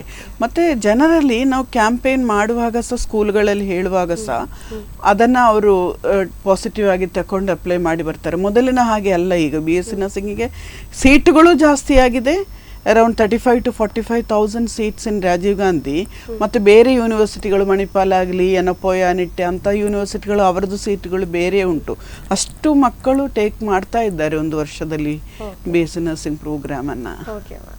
ನಿಮ್ಮ ವಿದ್ಯಾರ್ಥಿಗಳಿಗೆ ಕ್ಲಿನಿಕಲ್ ಎಕ್ಸ್ಪೋಜರ್ ಕೊಡಲಿಕ್ಕೆ ಯಾವ ಹಾಸ್ಪಿಟಲ್ಗಳಲ್ಲಿ ನೀವು ಪೋಸ್ಟ್ ಮಾಡ್ತೀರಾ? ನಮ್ಮ ಹಾಸ್ಪಿಟಲ್ 150 ಬೆಡೆಡ್ ಹಾಸ್ಪಿಟಲ್. ಬೇಸಿಕಲಿ ಎಲ್ಲ ಆಲ್ಮೋಸ್ಟ್ ಆಲ್ ಸ್ಪೆಷಾಲಿಟಿ ನಮ್ಮಲ್ಲೇ ಉಂಟು. ಸೊ ಪ್ರಪ್ರಥಮವಾಗಿ first year, second year, third ಇಯರ್ವರೆಗೆ ನಮ್ಮ ಆಸ್ಪತ್ರೆಯಲ್ಲೇ ಮಕ್ಕಳನ್ನು ಪೋಸ್ಟಿಂಗ್ ಹಾಕಿದರೆ ಧಾರಾಳವಾಗಿ ಅವರೆಲ್ಲ ಕ್ಲಿನಿಕಲ್ ರಿಕ್ವೈರ್ಮೆಂಟಿಗೆ ಒದಗ್ತದೆ. ಆಮೇಲೆ ಫೋರ್ತ್ ಇಯರ್ ಆಗುವಾಗ ನಾವು ಆ ಮಕ್ಕಳನ್ನು ಸ್ವಲ್ಪ ಸೈಕ್ಯಾಟ್ರಿಗೆ AV ಬಾಳಿಗ ಕಳಿಸ್ತೇವೆ. ಈಗ ನಿಮ್ಮ ರೆಸ್ಪೆಕ್ಟಿವ್ ಡಿಪಾರ್ಟ್ಮೆಂಟ್ಸ್ಗಳಲ್ಲಿ ಯಾವೆಲ್ಲ ಸಬ್ಜೆಕ್ಟ್ಸ್ಗಳನ್ನು ನೀವು ಹೇಳಿಕೊಡ್ತೀರಾ? ಆ್ಯಕ್ಚುಲಿ ಈಗ ನಾನು ನಿಮಗೆ ಒಂದು ಸ್ವಲ್ಪ ಅದರ ಬಗ್ಗೆ ಎಕ್ಸ್ಪ್ಲನೇಷನ್ ಕೊಡ್ತೇನೆ. ನಮ್ಮ ನರ್ಸಿಂಗಲ್ಲಿ 5 ಸ್ಪೆಷಾಲಿಟಿ. ಒಂದು paediatric health nursing, community health nursing, obstetric and gynaecological nursing, medical surgical nursing ಮತ್ತು ಸೈಕ್ಯಾಟ್ರಿ. ಇದು ನಮ್ಮದು 5 ಮೇಜರ್ ಸ್ಪೆಷಾಲಿಟಿ. ಸೊ ನಮ್ಮ ಸ್ಟೂಡೆಂಟ್ಸಿಗೆ ಆ 5 ಸ್ಪೆಷಾಲಿಟಿ ಥ್ರೂ ಔಟ್ ಇರ್ತದೆ. BSc ನರ್ಸಿಂಗ್ ಪ್ರೋಗ್ರಾಮನ್ನು ಈಗ ನೀವು ತಗೊಳ್ಳೋದಾದರೆ ಫಸ್ಟ್ ಇಯರಲ್ಲಿ ಮಕ್ಕಳಿಗೆ sociology, psychology, anatomy, physiology plus communicative English, ಇದರ ಜೊತೆಗೆ ಫೌಂಡೇಶನ್ ಕೋರ್ಸ್ ಅಂತ ಒಂದುಂಟು. ಫೌಂಡೇಶನ್ ಎಂಬ ಕೋರ್ಸ್ ನಾವೆಲ್ಲ ಸ್ಕಿಲ್ಗಳನ್ನು ಕಲಿಯುವುದು. ಫಾರ್ ಎಕ್ಸಾಂಪಲ್ ಇಂಜೆಕ್ಷನ್ ಹೇಗೆ ಕೊಡೋದು, ಡ್ರೆಸ್ಸಿಂಗ್ ಹೇಗೆ ಮಾಡೋದು, IV ಹೇಗೆ ಕೊಡೋದು, ಇನ್ಫ್ಯೂಷನ್ ಸೆಟ್ ಹೇಗೆ ಯೂಸ್ ಮಾಡುವಂಥದ್ದು, ಇಂಥದನ್ನೆಲ್ಲ ಸ್ಕಿಲ್ ಕಲಿಯುವಂಥದ್ದು. ಅದಕ್ಕೆ ನಾವು ಮೇಜರ್ ಚಂಕ್ ಆಫ್ ಅವರ್ಸನ್ನು ಅಲಾಟ್ ಮಾಡಿದ್ದಾರೆ. ಸೊ ಫಸ್ಟ್ ಸೆಮಿಸ್ಟರ್ ಮತ್ತು ಸೆಕೆಂಡ್ ಸೆಮಿಸ್ಟರ್ 2 ಸೆಮಿಸ್ಟರಲ್ಲೂ ಫೌಂಡೇಶನ್ ಇದೆ. ಮತ್ತು ಸೆಕೆಂಡ್ ಸೆಮಿಸ್ಟ್ರಿಗೆ ಮೂವ್ ಆಗುವಾಗ ನಮ್ಮ ಮಕ್ಕಳಿಗೆ ಹೆಲ್ತ್ ಇನ್ಫರ್ಮ್ಯಾಟಿಕ್ಸ್ ಆ್ಯಂಡ್ ಎಜುಕೇಷನ್ ಅಂತ ಒಂದು ಕಂಪ್ಯೂಟರ್ ಬೇಸ್ಡ್, ಪ್ಲಸ್ ಅವರಿಗೆ ಬಯೋಕೆಮಿಸ್ಟ್ರಿ, ನ್ಯೂಟ್ರಿಷನ್ ಈ ಕೋರ್ಸ್ಗಳುಂಟು. ಥರ್ಡ್ ಸೆಮಿಸ್ಟ್ರಲ್ಲಿ ಮೈಕ್ರೋಬಯಾಲಜಿ ಮತ್ತು ಜೆನೆಟಿಕ್ಸ್, ಪೆಥಾಲಜಿ, ಫಾರ್ಮಕಾಲಜಿ, ಅದರ ಜೊತೆಗೆ ಅಡಲ್ಟ್ ಹೆಲ್ತ್ ನರ್ಸಿಂಗ್. ಸೊ ಎಲ್ಲ ಸೆಮಿಸ್ಟ್ರಲ್ಲಿ ಒಂದು ಫಸ್ಟ್ ಸೆಮಿಸ್ಟ್ರಲ್ಲಿ ಪ್ರಾಕ್ಟಿಕಲ್ ಎಕ್ಸಾಮ್ ಇಲ್ಲ, ಸೆಕೆಂಡ್ ಸೆಮಿಸ್ಟ್ರಲ್ಲಿ ಒಂದು ಪ್ರಾಕ್ಟಿಕಲ್ ಫೌಂಡೇಶನ್ದು, ಥರ್ಡ್ ಸೆಮಿಸ್ಟ್ರಲ್ಲಿ ಅಡಲ್ಟ್ದು ಪ್ರಾಕ್ಟಿಕಲ್, ಫೋರ್ತ್ ಸೆಮಿಸ್ಟ್ರಲ್ಲಿ ಅಡಲ್ಟ್ 2ದು ಪ್ರಾಕ್ಟಿಕಲ್, ಹಾಗೆ ಎಲ್ಲ ಸೆಮಿಸ್ಟರ್ಗಳಲ್ಲಿ ಪ್ರಾಕ್ಟಿಕಲ್ ಉಂಟು. ಫಿಫ್ತ್ ಸೆಮಿಸ್ಟರ್ ಬರುವಾಗ ಮಕ್ಕಳಿಗೆ ಕಮ್ಯುನಿಟಿ ಹೆಲ್ತ್ ನರ್ಸಿಂಗ್ದು ಪ್ರಾಕ್ಟಿಕಲ್. ಆ ಫಿಫ್ತ್ ಸೆಮಿಸ್ಟ್ರಲ್ಲಿ ಕಮ್ಯುನಿಟಿ ಹೆಲ್ತ್ ನರ್ಸಿಂಗ್ ಪ್ಲಸ್ ನಾವು ಪೀಡಿಯಾಟ್ರಿಕ್ ನರ್ಸಿಂಗ್ ಮತ್ತು ಸೈಕ್ಯಾಟ್ರಿಕ್ ನರ್ಸಿಂಗಿಗೆ ಇಂಟ್ರೊಡ್ಯೂಸ್ ಮಾಡ್ತೇವೆ. ಆದರೆ ಪೀಡಿಯಾಟ್ರಿಕ್ ನರ್ಸಿಂಗ್ ಮತ್ತು ಸೈಕ್ಯಾಟ್ರಿಕ್ ನರ್ಸಿಂಗ್ 6th ಸೆಮಿಸ್ಟ್ರಲ್ಲಿ ಎಕ್ಸಾಮ್ ಇರ್ತದೆ ಅವರಿಗೆ. 6th ಸೆಮಿಸ್ಟ್ರಲ್ಲಿ OBGಗೆ ಇಂಟ್ರೊಡ್ಯೂಸ್ ಮಾಡ್ತೇವೆ. OBG ಎಕ್ಸಾಮ್ ಪ್ರಾಕ್ಟಿಕಲ್ ಅವರಿಗೆ 7th ಸೆಮಿಸ್ಟ್ರಲ್ಲಿ ಇರ್ತದೆ. ಸೊ 2 ಸೆಮಿಸ್ಟರ್ ಈ ಸ್ಪೆಷಾಲಿಟಿಗಳನ್ನೆಲ್ಲ 2 ಸೆಮಿಸ್ಟರ್ ಕಲಿಸ್ತಾರೆ. 7th ಸೆಮಿಸ್ಟ್ರಲ್ಲಿ ಕಮ್ಯುನಿಟಿ ಹೆಲ್ತ್ ನರ್ಸಿಂಗ್ ಕೂಡ ಉಂಟು. ಸೊ 5th ಮತ್ತು 6th ಮತ್ತು 7th ಸೆಮಿಸ್ಟ್ರಲ್ಲಿ 2 ಪ್ರಾಕ್ಟಿಕಲ್ ಇರ್ತದೆ. 6th ಸೆಮಿಸ್ಟ್ರಲ್ಲಿ ಪೀಡಿಯಾಟ್ರಿಕ್ ಮತ್ತು ಸೈಕ್ಯಾಟ್ರಿ, 7th ಸೆಮಿಸ್ಟ್ರಲ್ಲಿ OBG ಮತ್ತು ಕಮ್ಯುನಿಟಿ. ಇದರ ಜೊತೆಗೆ ಅವರಿಗೆ 7th ಸೆಮಿಸ್ಟ್ರಲ್ಲಿ ನರ್ಸಿಂಗ್ ರಿಸರ್ಚ್ ಆ್ಯಂಡ್ ಸ್ಟ್ಯಾಟಿಸ್ಟಿಕ್ಸ್ ಅಂತ ಒಂದು ಕೋರ್ಸ್, ಅದರಲ್ಲಿ ಅವರೊಂದು ಪ್ರಾಜೆಕ್ಟ್ ಮಾಡಬೇಕು 90 ಅವರ್ಸ್ದು. ಅವರೊಂದು ಪ್ರಾಬ್ಲಮ್ ಸೆಲೆಕ್ಟ್ ಮಾಡಿ, ಡೇಟಾ ಕಲೆಕ್ಟ್ ಮಾಡಿ, ಅನಾಲಿಸಿಸ್ ಮಾಡಿ, ಮಿನಿ ಥೀಸಿಸ್ ಥರ ಅವರು ಮಾಡಿ ನಮಗೆ ಸಬ್ಮಿಟ್ ಮಾಡಬೇಕು. ಅದು ರಿಕ್ವೈರ್ಮೆಂಟ್. ಇದಲ್ಲದೆ ಎಲ್ಲ ಕೋರ್ಸ್ಗಳ ಮಧ್ಯದಲ್ಲಿ ಅವರಿಗೆ ತುಂಬ ಪ್ರೊಸೀಜರ್ಸ್ ಉಂಟು. ಅವುಗಳನ್ನು ಅವರು ಪರ್ಫಾರ್ಮ್ ಮಾಡಿ ನಮ್ಗೆ ತೋರಿಸ್ಬೇಕು ಟೀಚರ್ಸಿಗೆ. ಎಲ್ಲಿ ಲ್ಯಾಬಲ್ಲೂ ತೋರಿಸ್ಬೇಕು, ಪ್ಲಸ್ ಹಾಸ್ಪಿಟ್ಲಲ್ಲೂ ತೋರಿಸ್ಬೇಕು. ಆದ ಕಾರಣ ಟೀಚರ್ಸ್ ಅವರ ಹಿಂದೆಯೇ ಇರಲೇಬೇಕು, ಇಲ್ಲದ್ರೆ ಮಕ್ಕಳಿಗೆ ಅದು ಪೇಷಂಟ್ ಇರುವಾಗ ತೋರಿಸ್ಲಿಕ್ಕೆ ಸಿಗುವುದಿಲ್ಲ. ಪ್ಲಸ್ ಅದೆಲ್ಲದಕ್ಕೂ ಅವರು ವೈವಾ ಹೇಳಿ, ವೈವಾ ಬುಕ್ಕನ್ನು ಕಂಪ್ಲೀಟ್ ಮಾಡಿ ಸೊ ಅವರು ಹಾಗೆ ಕಾಂಪಿಟೇಟಿವ್ ಆಗ್ತಾರೆ. ಪ್ಲಸ್ ಮಕ್ಕಳು ಡೈಲಿ ರೆಫರ್ ಮಾಡಬೇಕು, ಯಾಕಂದರೆ ನಾಳೆಗೆ ಇನ್ನೊಂದು ಹೊಸ ಕೇಸ್ ಬಂದರೆ ಕಲ್ತ್ಕೊಂಡು ಬರಬೇಕು. ಸೊ ಚೇಂಜಸ್ ಡೈಲಿ ಆಗ್ತಾ ಇರ್ತದೆ, ನಮ್ಗೆ ಗೊತ್ತುಂಟು ಮೆಡಿಕಲ್ ಸೈನ್ಸಲ್ಲಿ. ಅದರ ಪ್ರಕಾರ ಮಕ್ಕಳು ಕೂಡ ಅಪ್ಡೇಟ್ ಮಾಡಿಕೊಂಡು ಅವರ ನಾಲೆಜನ್ನು ಇಂಪ್ರೂವ್ ಮಾಡ್ಕೊಳ್ತಾ ಇರ್ತಾರೆ. ಇನಿಷಿಯಲಿ ಸ್ವಲ್ಪ ಕಷ್ಟ ಅನ್ನಿಸ್ತದೆ, ಆದರೆ ಸೆಕೆಂಡ್ ಸೆಮಿಸ್ಟರ್ ಥರ್ಡ್ ಸೆಮಿಸ್ಟರ್ ಆಗುವಾಗ ಅರ್ಧಕ್ಕೆ ಸಾಧಾರಣವಾಗಿ ಒಗ್ಗಿಕೊಳ್ತಾರೆ. ಈವನ್ ಕನ್ನಡ ಮೀಡಿಯಮಲ್ಲಿ PUC ಮಾಡಿ ಬಂದ ಮಕ್ಕಳಾದರೂ ಥರ್ಡ್ ಸೆಮಿಸ್ಟರ್ ಆಗುವಾಗ ಲ್ಯಾಂಗ್ವೇಜಿಗೆ ಒಗ್ಗಿಕೊಂಡು ಅಡ್ಜಸ್ಟ್ ಆಗಿ ಅವರು ಚಂದ ಕಂಫರ್ಟೇಬ್ಲಿ ಕಲಿತಾರೆ. ಇನ್ನೊಂದಂದರೆ ನಮ್ಮಲ್ಲಿ ಔಟ್ಸೈಡ್ ಕರ್ನಾಟಕದ ಮಕ್ಕಳಿರ್ತಾರೆ, ಕೇರಳ ಇರಲಿ, ತಮಿಳುನಾಡು ಇರಲಿ, ಬಿಹಾರಿಂದ ಬಂದ ಮಕ್ಕಳು, ವೆಸ್ಟ್ ಬೆಂಗಾಲ್ ಮಕ್ಕಳು, ಅವರೆಲ್ಲ ಒಂದು ಫೋರ್ತ್ ಸೆಮಿಸ್ಟರ್ ಆಗುವಾಗ ತುಂಬ ಚಂದದಲ್ಲಿ ಕನ್ನಡ ಮಾತಾಡ್ತಾರೆ. ಅವರಿಗೆ ಪೇಷಂಟ್ ಒಟ್ಟಿಗೆ ಕಮ್ಯುನಿಕೇಟ್ ಮಾಡಬೇಕು, ಅದನ್ನು ಅವರು ಕಲ್ತ್ಕೊಂಡಿರ್ತಾರೆ. ಸೊ ಅದೆಲ್ಲ ಇಂಪ್ರೂವ್ಮೆಂಟ್ ಮಕ್ಕಳಲ್ಲಿ. ಹೌದು. GNM ಅಲ್ಲಿ ಹೇಗಿರ್ತದೆ? GNM ಅಲ್ಲಿ ಫಸ್ಟ್ ಇಯರ್ ಅನಾಟಮಿ ಫಿಸಿಯಾಲಜಿ ಮತ್ತು ಸೈಕಾಲಜಿ ಸೋಷಿಯಾಲಜಿ, ಅನಾಟಮಿ ಫಿಸಿಯಾಲಜಿ ಒಟ್ಟಿಗೆ ಮೈಕ್ರೋಬಯಾಲಜಿ ಸಹ ಇರ್ತದೆ, ಮತ್ತು psychology sociology, fundamentals of nursing ಮತ್ತು ಕಮ್ಯುನಿಟಿ ಹೆಲ್ತ್ ನರ್ಸಿಂಗ್ ಉಂಟು. ಫಂಡಮೆಂಟಲ್ ಆಫ್ ನರ್ಸಿಂಗ್ ಮ್ಯಾಮ್ ಹೇಳಿದ ಪ್ರಕಾರ ಎಲ್ಲ basic procedures starting from bed making ಮತ್ತು ಎಲ್ಲ ಇಂಜೆಕ್ಷನ್ ಕೊಡೋದು ಹೇಗೆ, ಟೆಂಪರೇಚರ್ ಚೆಕ್ ಮಾಡೋದು ಹೇಗೆ ಎಲ್ಲ ನಾವು ಫಸ್ಟಿಗೆ ಡೆಮಾನ್ಸ್ಟ್ರೇಷನ್ ಲ್ಯಾಬಲ್ಲಿ ಮಾಡ್ತೇವೆ ಮತ್ತು ಪೇಷಂಟ್ ಹತ್ರ. ಸೊ ಅಷ್ಟು ಲ್ಯಾಬಲ್ಲಿ ಮಾಡುವಾಗ ಅವರು ಕಾನ್ಫಿಡೆಂಟ್ ಆಗುವ ತನಕ ಒಂದು 2-3 ಸಲ ಡೆಮಾನ್ಸ್ಟ್ರೇಷನ್ ಮಾಡಿ ತೋರಿಸ್ತೇವೆ, ಮತ್ತು ಡೆಮಾನ್ಸ್ಟ್ರೇಷನ್ ಮಾಡ್ತಾರೆ ಮಕ್ಕಳು. ಹಾಗೆ ಅವರು ಸ್ವಲ್ಪ ಕಾನ್ಫಿಡೆಂಟ್ ಆಗ್ತಾರೆ. ಹಿಸ್ಟ್ರಿ ಕಲೆಕ್ಷನ್ ಹೇಗೆ, ಪೇಷಂಟದ್ದು ಸೈನ್ಸ್ ಆ್ಯಂಡ್ ಸಿಂಪ್ಟಮ್ಸ್ ನೋಡಿ ಹೇಗೆ ಹೇಳಬೇಕು, ಎನಿ ವೇರಿಯೇಷನ್ ಇದ್ದರೆ ಇನ್ಫಾರ್ಮ್ ಮಾಡಬೇಕು, ರೆಕಾರ್ಡಿಂಗ್ ಹೇಗೆ ಮಾಡಬೇಕು, ಎಲ್ಲ ಸಹ ಅದರಲ್ಲಿ ಬರ್ತದೆ fundamentals of nursing. Community health ನರ್ಸಿಂಗಲ್ಲಿ ಪ್ರಾಕ್ಟಿಕಲ್ ಆಗಿ ನಾವು ಮಣಿಪುರ PSC ಅನ್ನು ಅಡಾಪ್ಟ್ ಮಾಡಿದ್ದೇವೆ. ಅಲ್ಲಿ ಹೋಗಿ 1.5 ಮಂತ್ ಪೋಸ್ಟಿಂಗ್ ಉಂಟು. ಅಲ್ಲಿ PSCಯಲ್ಲಿ ಮತ್ತು ಮನೆಗಳಿಗೆ ಹೋಗಿ ಹಿಸ್ಟ್ರಿ ಕಲೆಕ್ಷನ್ ಮಾಡಲಿಕ್ಕೆ ಉಂಟು. ಸೊ ನಮ್ಮದು ಯಾವುದು ಏರಿಯಾ ಉಂಟು ಅಲ್ಲಿ ಹೋಗಿ ಹಿಸ್ಟ್ರಿ ಕಲೆಕ್ಷನ್ ಮಾಡಿ, ಮತ್ತು ಮಧ್ಯದಲ್ಲಿ ನಮಗೆ ಗೌರ್ಮೆಂಟಿಂದ ಡ್ಯೂಟಿಗೆ ಕರೀತಾರೆ. Survey, malaria control survey program ಎಲ್ಲ ಇರ್ತದೆ. ಆಗ ನಾವು ಮಕ್ಕಳನ್ನು ಕಮ್ಯುನಿಟಿಗೆ ಕಳಿಸ್ತೇವೆ.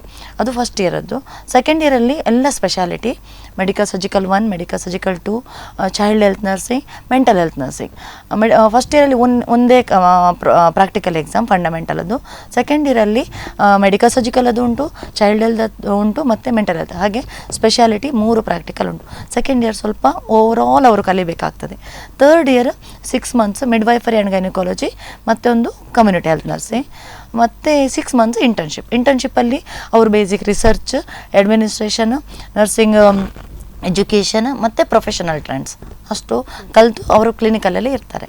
ಸೊ ಓವರಾಲ್ ಮೇಡಮ್ ಹೇಳಿದಾಗೆ ಸ್ಕಿಲ್ ಆಗಿ ಕಾನ್ಫಿಡೆಂಟ್ ಆಗಿ ಅವರು ಥರ್ಡ್ ಇಯರ್ ಕಂಪ್ಲೀಟ್ ಮಾಡ್ತಾರೆ. ಈಗ ರಿಸರ್ಚ್ ಇನ್ ನರ್ಸಿಂಗ್ ಬಗ್ಗೆ ಮಾತಾಡೋದಾದ್ರೆ, what do you think about PhD in nursing? Okay, PhD in nursing ಈಗ ನಾವು ನೋಡೋದಾದರೆ I think from 1973 Indian nurses went abroad and started getting PhD. ಅದುವರೆಗೆ ಇಂಡಿಯಾದಲ್ಲಿ ಯಾರು PhD ಆದವರಂತ ಇರಲಿಲ್ಲ. ನಮ್ಮ ಇಂಡಿಯಾದಿಂದ ಬೇಸಿಕಲಿ ಡಾಕ್ಟರ್ ಅಪರ್ಣಾ ಬಾದುರಿ ಎಂಬವರು ಫಸ್ಟ್ PhD ಮಾಡಿದ್ರು. She is no more but she was my teacher. ಆಮೇಲೆ ನರ್ಸಿಂಗ್ ರಿಸರ್ಚ್ ನಾವೀಗ GNM ಮಕ್ಕಳಿಗಾಗಲಿ BSc ಮಕ್ಕಳಿಗೆ ಆಗಲಿ ಕಲಿಸುವಂಥದ್ದು just basic, just research methodology steps, ಹೇಗೆ ಪ್ರಾಬ್ಲಮ್ ಸೆಲೆಕ್ಷನ್ ಮಾಡೋದು, ಹೇಗೆ ಮುಂದುವರಿಯೋದು, ಹೇಗೆ ಒಂದು ಟೂಲ್ ಪ್ರಿಪೇರ್ ಮಾಡೋದು, ಹೇಗೆ data collect, and minimum statistics like mean, median, mode, average and a little bit of chi-square and correlation ಅಷ್ಟೇ ನಾವು ಕಲಿಸುವಂಥದ್ದು. ಅದೇ ರೀತಿಯಲ್ಲಿ ನೀವು PhDಗೆ ಹೋಗೋದಾದ್ರೆ ಅದು methodology at a higher scale. ಇಲ್ಲಿ ನಾವು 100 ಸ್ಯಾಂಪಲ್ ತೆಗೆದ್ರೆ ಅಲ್ಲಿ ಸ್ಯಾಂಪಲ್ ಕ್ಯಾಲ್ಕುಲೇಷನ್ ಬೇರೆ ಇರ್ತದೆ. ಮತ್ತು PhDಯಲ್ಲಿ we always look for intervention studies. ಇಲ್ಲೆಲ್ಲ ಸರ್ವೆ ಆದರೂ ನಡೀತದೆ, GNM ಅಲ್ಲಿ ಆಗಲಿ BScಯಲ್ಲಿ ಆಗಲಿ, ಬಟ್ ಅಲ್ಲಿ ಅದು ನಡೆಯುವಂಥದ್ದಿಲ್ಲ. ಸೊ ಅವರಿಗೆ PhD ಅಂದರೆ it goes for 3 to 4 years programme. ಅದರಲ್ಲಿ ಅವರಿಗೆ ಪೇಪರ್ಸ್ ಉಂಟು, they have to write the exams, they have to complete every doctoral committee meeting every 6 months ಇರ್ತದೆ. ಆಗ ಒಂದೊಂದು ಪ್ರೋಗ್ರೆಸ್ ಆಗಲೇಬೇಕು. Validity, reliability, standardising the tool, ಇದೆ ದೊಡ್ಡ ಕೆಲಸವೇ ಅವರಿಗೆ ಮುಂದುವರಿಯುತ್ತದೆ. So that's a huge programme and that is why it has its own credits also. ಹೌದು. ನರ್ಸಿಂಗ್ ಮತ್ತು ಟೀಚಿಂಗ್ ನೋಡೋದಾದರೆ, ಆ್ಯಸ್ ಅ ಟೀಚರ್ ನಿಮಗೆ ಏನು ಕ್ವಾಲಿಫಿಕೇಶನ್ ಬೇಕು? ನೀವೀಗ ಟೀಚರ್ಸ್. ಹೌದು, ಟೀಚಿಂಗಿಗೆ BSc nursing is the minimum qualification. BSc nursing ಆದವರು GNM ಮಕ್ಕಳಿಗೂ BSc ಮಕ್ಕಳಿಗೂ ಕಲಿಸಬಹುದು. ಆದರೆ ಅದು ಸ್ಪೆಷಾಲಿಟಿಯಲ್ಲಿ ಕಲಿಸಲಿಕ್ಕೆ ಅವರಿಗೆ ನಾವು ಸ್ವಲ್ಪ ಕಡಿಮೆ ಕೊಡ್ತೇವೆ. ಮತ್ತು PG ಕೋರ್ಸ್ ಅಂದರೆ ಸ್ಪೆಷಾಲಿಟಿ ವೈಸ್ ಪೋಸ್ಟ್ ಗ್ರ್ಯಾಜುಯೇಷನ್ ಆದವರು they get start grade with lecturer. ಆಮೇಲೆ assistant professor with 3 years experience, associate professor with 5 years experience, professor with 10 years of experience and they go in the grade. ಹಾಗೆ so qualification ಅದು ಸಾಕು, MSc ಸಾಕು. ಆದರೆ ಈಗ most of the universities they prefer PhDs to be in to the teaching. Okay. PhDಗಳು ಕಲಿಯುವಂತಹ ಸ್ಟೂಡೆಂಟ್ಸಿಗೆ ತುಂಬ ಫಂಡಿಂಗ್ ಏಜೆನ್ಸೀಸ್ ಉಂಟು, ಲೈಕ್ ICMR, ಬೇರೆ ಬೇರೆ ಫಂಡಿಂಗ್ ಏಜೆನ್ಸೀಸಲ್ಲಿ ಅಪ್ಲೈ ಮಾಡಿ ಫುಲ್ ಫಂಡ್ ಸಿಗ್ತದೆ. 18 ಲಕ್ಷ 20 ಲಕ್ಷ ಫಂಡ್ ಸಿಕ್ಕಿ ಆ ಫಂಡಲ್ಲೇ ಕೆಲಸ ಅದು ನಮ್ಮ PhDಯನ್ನು ಫಿನಿಷ್ ಮಾಡಬಹುದು. ಅದೇ BSc ಎಲ್ಲ ನಮಗೆ ಫಂಡ್ ಅಷ್ಟು ಬೇಗ ಸಿಗೋದಿಲ್ಲ. ರಾಜೀವ್ ಗಾಂಧಿ ಯೂನಿವರ್ಸಿಟಿಯಲ್ಲಿ ಫಂಡ್ ಉಂಟು, ಆದರೆ ಅದು ಸಾಧಾರಣವಾಗಿ ತುಂಬ ಕಾಲೇಜುಗಳಿರುವ ಕಾರಣ ಮಿನಿಮಮ್ ಫಂಡ್ ಆದ ಕಾರಣ ಕೆಲವೇ ಗ್ರೂಪ್ ಮಕ್ಕಳಿಗೆ ಮಾತ್ರ ಸಿಗ್ತದೆ, ಎಲ್ಲರಿಗೂ ಸಿಗೋದಿಲ್ಲ. ಈ ರಿಸರ್ಚಿಗೆ ಯಾವಾಗಲೂ ಒಂದು ಎಕ್ಸ್ಪೆಂಡಿಚರ್ ಅಂತ ಉಂಟು ನಮ್ಮಲ್ಲಿ. ಟೂಲ್ ಮಾಡಬೇಕು, ಟೈಪ್ ಮಾಡಬೇಕು, ಪ್ರಿಂಟ್ ಮಾಡಬೇಕು ಇತ್ಯಾದಿಗಳಿಗೆ, ಮತ್ತು ಓಡಾಡಬೇಕು, ಫೀಲ್ಡ್ ಸ್ಟಡಿ ಆದರೆ ಕಮ್ಯುನಿಟಿಗೆ ಹೋಗಬೇಕು, ಇಂಥದ್ದೆಲ್ಲ ಇರ್ತದೆ. ಅದಕ್ಕೆಲ್ಲವರಿಗೆ ಯುಟಿಲೈಸ್ ಆಗ್ತದೆ. ಮತ್ತು ಒಳ್ಳೆ ಪ್ರಾಜೆಕ್ಟ್ಗಳು, ಫಂಡೆಡ್ ಪ್ರಾಜೆಕ್ಟ್ಗಳಲ್ಲಿ ಅವರು ರಿಸರ್ಚ್ ಅಸಿಸ್ಟೆಂಟಿಗೆ ಸಹ ಸ್ಯಾಲ್ರಿ ಕೊಡ್ತಾರೆ, ಅರೌಂಡ್ 30,000 to 35,000. ನಮ್ಮ ಜೊತೆಗಿರ್ತಾರೆ ಅವರು ಹೋಗಿ ಡೇಟಾ ಕಲೆಕ್ಷನ್ ಮಾಡಿ ನಮಗೆ ಎಲ್ಲದಕ್ಕೂ ಸಪೋರ್ಟ್ ಮಾಡ್ತಾರೆ. ಸೊ ಅದು ಇನ್ನೊಂದು ದೊಡ್ಡ benefit through funding agencies. Yes ma'am. ವೀಕ್ಷಕರೇ, ನೀವು ನೋಡಿದ್ರಲ್ಲ, ಇವತ್ತು ನಮ್ಮೊಂದಿಗೆ ಈ ಒಂದು ಸಂದರ್ಶನದಲ್ಲಿ ಡಾಕ್ಟರ್ ಸೂಜಾ ಹಾಗೂ ಮಿಸ್ಸಸ್ ವೀಣಾ ಅವರು ತುಂಬ ಅತ್ಯುತ್ತಮವಾಗಿ ಉತ್ತಮ ಮಾಹಿತಿಗಳು, ನರ್ಸಿಂಗ್ ಬಗ್ಗೆ ಉತ್ತಮ ಹಾಗೂ ಉಪಯುಕ್ತ ಮಾಹಿತಿಗಳನ್ನು ನಮ್ಮಲ್ಲಿ ಹಂಚಿಕೊಂಡಿದ್ದಾರೆ. ಅದಕ್ಕಾಗಿ ನಿಮಗೆ ತುಂಬ ಹೃದಯದ ಧನ್ಯವಾದಗಳನ್ನು ಹೇಳುತ್ತೇನೆ. ಜೊತೆಗೆ ಈಗ ಕಾರ್ಯಕ್ರಮದಲ್ಲಿ ಒಂದು ಪುಟ್ಟ ವಿರಾಮದ ನಂತರ ಮತ್ತೆ ಭೇಟಿಯಾಗೋಣ.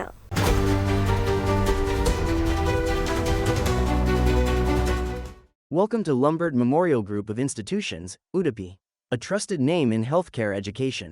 Our colleges, Lombard Memorial College of Nursing, offering BSc Nursing, Lombard Memorial School of Nursing, offering general nursing and midwifery.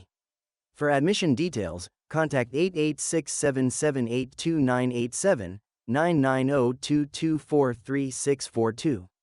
Your future in healthcare starts here. Welcome to Lombard Memorial Group of Institutions, Udupi, a trusted name in healthcare education. Our colleges, Lombard Memorial College of Paramedical and Allied Health Sciences, offering BSc Medical Laboratory Technology, Diploma Medical Laboratory Technology, Diploma Operation Theater and Anesthesia Technology, Diploma Medical Imaging Technology.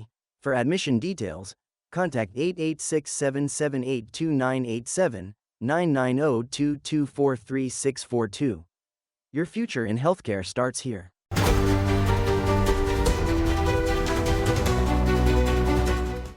ವಿರಾಮದ ನಂತರ ಶಿಕ್ಷಾರ್ಥಿ ಕಾರ್ಯಕ್ರಮಕ್ಕೆ ದೈಜಿವಲ್ನ ಎಲ್ಲ ವೀಕ್ಷಕರಿಗೂ ಮತ್ತೊಮ್ಮೆ ಸ್ವಾಗತ. ಇದೀಗ ನಮ್ಮೊಂದಿಗೆ ಇದ್ದಾರೆ ಮತ್ತೋರ್ವ ಅತಿಥಿ doctor Roshan Pais, principal, Lombard memorial college of allied health sciences. ಇವರಿಗೆ ಈ ಕಾರ್ಯಕ್ರಮಕ್ಕೆ ಸ್ವಾಗತಿಸುವ. Welcome to you doctor. Allied health care sciences, ಇದ್ರ ಬಗ್ಗೆ ಹೇಳೋದಾದರೆ ಆಲ್ರೆಡಿ ನಾವು ನರ್ಸಿಂಗ್ ಬಗ್ಗೆ ಮಾತಾಡಿದ್ವಿ, ತುಂಬ ಮಾಹಿತಿಗಳು ಕೂಡ ಸಿಕ್ಕಿತ್ತು. ಅಲೈಡ್ ಹೆಲ್ತ್ ಸೈನ್ಸ್ ಬಗ್ಗೆ ಮಾತಾಡ್ಬೋದಾ? ಅಲೈಡ್ ಒಂದು ಆರೋಗ್ಯ ಕ್ಷೇತ್ರದಲ್ಲಿ ಹೇಳೋದಿದ್ದರೆ, ಆರೋಗ್ಯ ಕ್ಷೇತ್ರಕ್ಕೆ ಒಂದು 3 ಕಂಬ.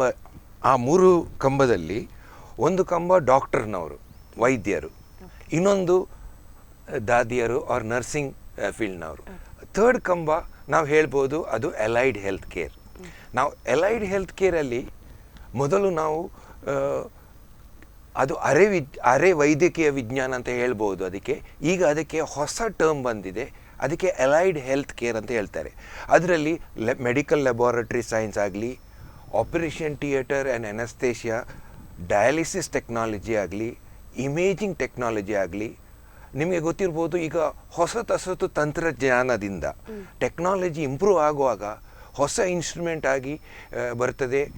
ಅದು ನಮ್ಮ ವೈದ್ಯಕೀಯ ಅನುಕೂಲತೆಗಳನ್ನು ಜಾಸ್ತಿ ಮಾಡುವ ಒಟ್ಟಿಗೆ ಅದರಲ್ಲಿ ಪರಿಣಿತಿ ಇದ್ದ ನಮ್ಮ ವರ್ಕ್ ಫೋರ್ಸ್ ಹೇಳ್ತಾರೆ, ಕೆಲಸದವರು, ಆ ಪರಿಣಿತಿ ಇದ್ದ ಅರೆ ವೈದ್ಯಕೀಯ ಪರಿಣಿತಿ ಇದ್ದ ಅವರ ಅಲೈಡ್ ಹೆಲ್ತ್ ಸೈನ್ಸ್ ಪರಿಣಿತಿ ಇದ್ದರ ಜನರ ಉದ್ಯೋಗಕ್ಕೆ ಇದು ನಾಂದಿಯಾಗಿದೆ. ಸೊ ಈ ಎಲ್ಲ ಹುದ್ದೆಗಳನ್ನು ಒಟ್ಟಿಗೆ ಕೂಡಿಸಿ ಅದಕ್ಕೆ ಅಲೈಡ್ ಹೆಲ್ತ್ ಸೈನ್ಸ್ ಅಂತ ಹೇಳ್ಬೋದು.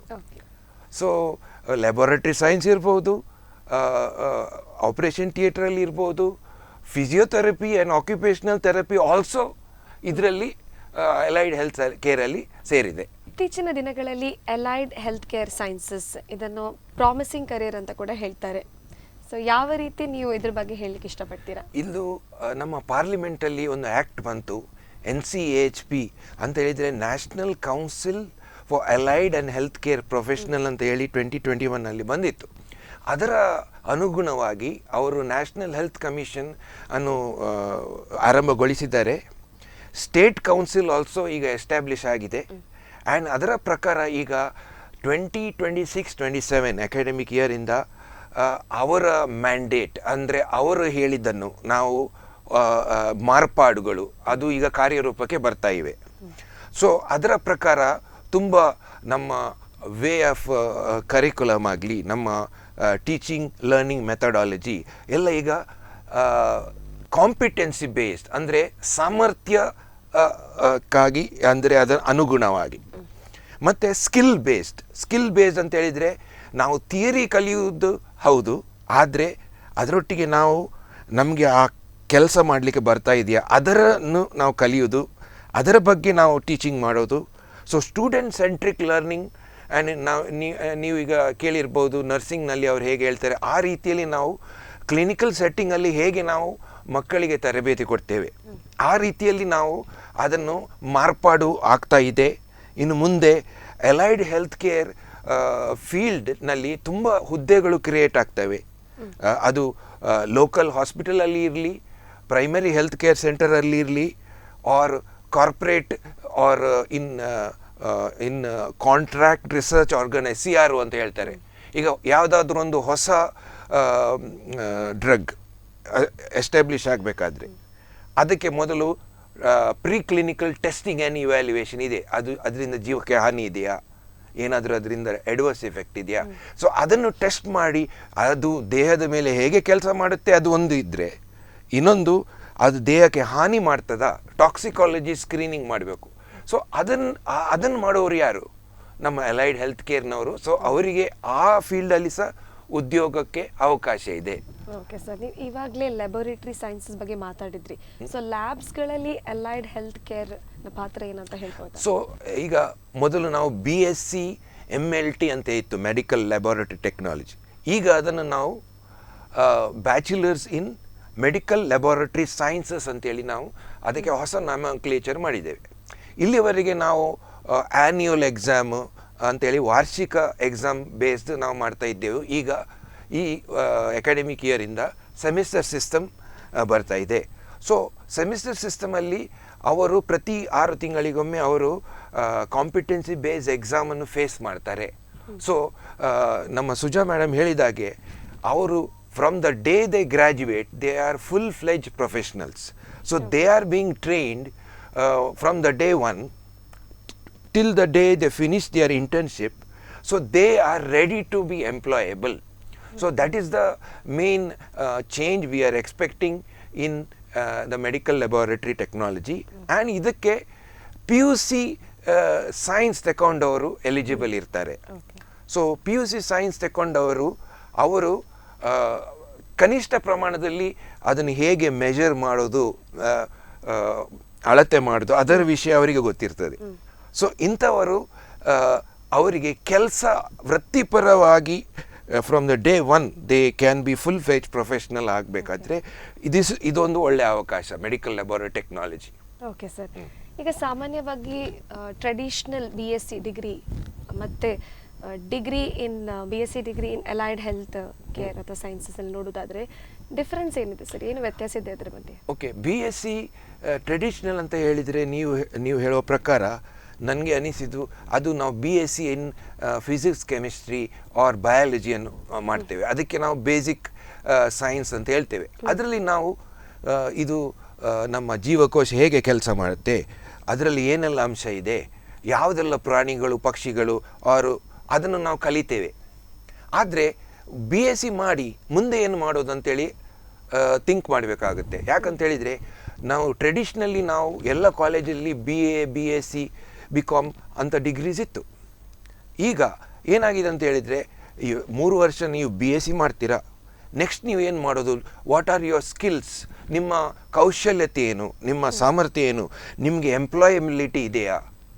ಮೊದಲು ಬ್ಯಾಂಕಿನಲ್ಲಿ ಕೆಲಸ ಸಿಗ್ತದೆ BA, BSc ಮಾಡಿ. ಈಗ BA, BSc ಮಾಡಿದವರು ತುಂಬ ಮಂದಿ ಇದ್ದಾರೆ. ಸೊ ಪ್ರೊಫೆಷ್ನಲ್ ಡಿಗ್ರಿ ನಾವು ಆಪ್ಟ್ ಮಾಡೋದಿದ್ರೆ 3 ವರ್ಷ ಆರ್ 4 ವರ್ಷ ನಾವು ಕಲಿತೇವೆ, we are ready to be a professional to join any workforce. So that is the advantage of ನಾವು ಏನು ಕಲಿಯೋದು ಅದರಿಂದ ನಮಗೆ ಉಪಯೋಗಕ್ಕೆ ಬರಬೇಕು. ಸೊ ಇದರಲ್ಲಿ from the day 1, from the semester 1 we are learning to apply what we study. ಅಂದರೆ ನಾವು ಕಲ್ತಿದ್ದು ಅದನ್ನು ನಾವು ಯೂಸ್ ಮಾಡಬೇಕು, ಕೆಲಸಕ್ಕೆ ಬರುವಾಗೆ ಆಗಬೇಕು, ಸ್ಕಿಲ್ಸ್ ನಮ್ಮಲ್ಲಿ ಇರಬೇಕು, ಕೌಶಲ್ಯತೆ ಇರಬೇಕು. ಅದು ನಮ್ಮ ಆರೋಗ್ಯದ ಕ್ಷೇತ್ರದಲ್ಲಿ, ನಮ್ಮ ಹೆಲ್ತ್ ಕೇರ್ ಸೆಕ್ಟರಲ್ಲಿ ನಮ್ಮಿಂದ ಉಪಯುಕ್ತವಾದ ಕೆಲಸ ಆಗಬೇಕು. ಒಂದು ಲ್ಯಾಬೋರೇಟ್ರಿ ಎಷ್ಟು ಇಂಪಾರ್ಟೆಂಟ್ ಅಂತ ಹೇಳಿದರೆ, ನಮಗೆ ಈಗ ನಮ್ಮ ದೇಶದಲ್ಲಿ ಡಯಾಬಿಟಿಸ್, ಕಾರ್ಡಿಯೋವಾಸ್ಕ್ಯುಲರ್ ಡಿಸೀಸ್, ನಾನ್ ಕಮ್ಯುನಿಕೇಬಲ್ ಡಿಸೀಸ್ ಅಂತ ಹೇಳ್ತೇವೆ, ಲೈಫ್ ಸ್ಟೈಲ್ ಓರಿಯೆಂಟೆಡ್ ಡಿಸೀಸ್ ಜಾಸ್ತಿ ಆಗ್ತಾ ಇದೆ, ಏಜಿಂಗ್ ಪಾಪ್ಯುಲೇಷನ್ ಜಾಸ್ತಿ ಆಗ್ತಾ ಇದೆ. ಸೊ ಹೆಲ್ತ್ ಕೇರಲ್ಲಿ ನಮಗೆ ಜಾಸ್ತಿ ಇನ್ವೆಸ್ಟಿಗೇಷನ್ಸ್ ಅನ್ನು ಮಾಡಬೇಕಾಗುತ್ತೆ. ನಮಗೆ ಅಂದರೆ ಈಗ ನನಗೆ ಶುಗರ್ ಇದೆಯಾ ಅಂತ ಗೊತ್ತೇ ಇರಲಿಲ್ಲ, ಟೆಸ್ಟ್ ಮಾಡಿ ಗೊತ್ತಾಯಿತು. ಈಗ ನಾವು ಹೆಲ್ತ್ ಕ್ಯಾಂಪಿಗೆ ಹೋಗುವಾಗ students are technologist they are taking the blood and testing the blood, ಅದರಲ್ಲಿ ಗೊತ್ತಾಗ್ತದೆ ನನಗೆ ಶುಗರ್ ಇತ್ತು ಅಂತ ಹೇಳಿ. So there is more need for individuals who can do a test reliably and ಅದರ ಬಗ್ಗೆ ಆ quality should be assured. So ಅದು ಆಗಬೇಕಾದ್ರೆ ಅವರ ಟ್ರೈನಿಂಗ್ ಪ್ರಾಪರ್ ಇರಬೇಕು. ಟ್ರೈನಿಂಗ್ ನಮ್ಮ ಲ್ಯಾಬೋರೇಟರಿ ಸೈನ್ಸ್ ಡಿಗ್ರಿ ಮಾಡಿದರೆ ಸಿಗ್ತದೆ. ಹಾಗೆ ಸರ್, ಎಲೈಡ್ ಹೆಲ್ತ್ ಕೇರ್ ಸೆಕ್ಟರಲ್ಲಿ ಲಭ್ಯವಿರುವ ವಿವಿಧ ಕೋರ್ಸ್ಗಳ ಬಗ್ಗೆ ಹೇಳ್ಬೋದಾ? ಎಲೈಡ್ ಹೆಲ್ತ್ ಕೇರ್ ಅಂದರೆ ಇಟ್ಸ್ ಲೈಕ್ ಒಂದು ಅಂಬ್ರೆಲ್ಲ, ಒಂದು ಛತ್ರಿ ಇದ್ದಾಗೆ. ಅದರ ಅಂಡರಲ್ಲಿ ಸುಮಾರು 57 ಹುದ್ದೆಗಳು, ವಿವಿಧವಾದ ಹುದ್ದೆಗಳು ಅದರ ಅಂಡರ್ ಬರುತ್ತೆ. ಸೊ ಅದರಲ್ಲಿ ಕೆಲವು ಈಗ ಸ್ಟ್ರೀಮ್ ಲೈನ್ ಆಗಿದೆ ಅದರ ಕರಿಕ್ಯುಲಮ್. ಇನ್ನು ನೆಕ್ಸ್ಟ್ ಇಯರಲ್ಲಿ ಇನ್ನೂ ಕೆಲವು 17 ಹೊರಗೆ ಬರುತ್ತೆ. So just on top of my list ಹೇಳೋದಿದ್ರೆ, ಈಗ ಯಾವುದು ನಮ್ಮ ಕೋರ್ಸ್ಗಳು ಅದರಲ್ಲಿ ಬಂದಿದ್ದೇವೆ ಅಂತೇಳಿ, medical laboratory science, operation theatre and anaesthesia technology, dialysis technology, imaging technology, occupational health and physiotherapy, and doctor's assistant, physician's assistants, and ಇಂಥ ಸುಮಾರು ಹುದ್ದೆಗಳು ಆ್ಯಡ್ ಆಗ್ತಾನೇ ಇದೆ ಇದಕ್ಕೆ. So they will be experts, professional in their field.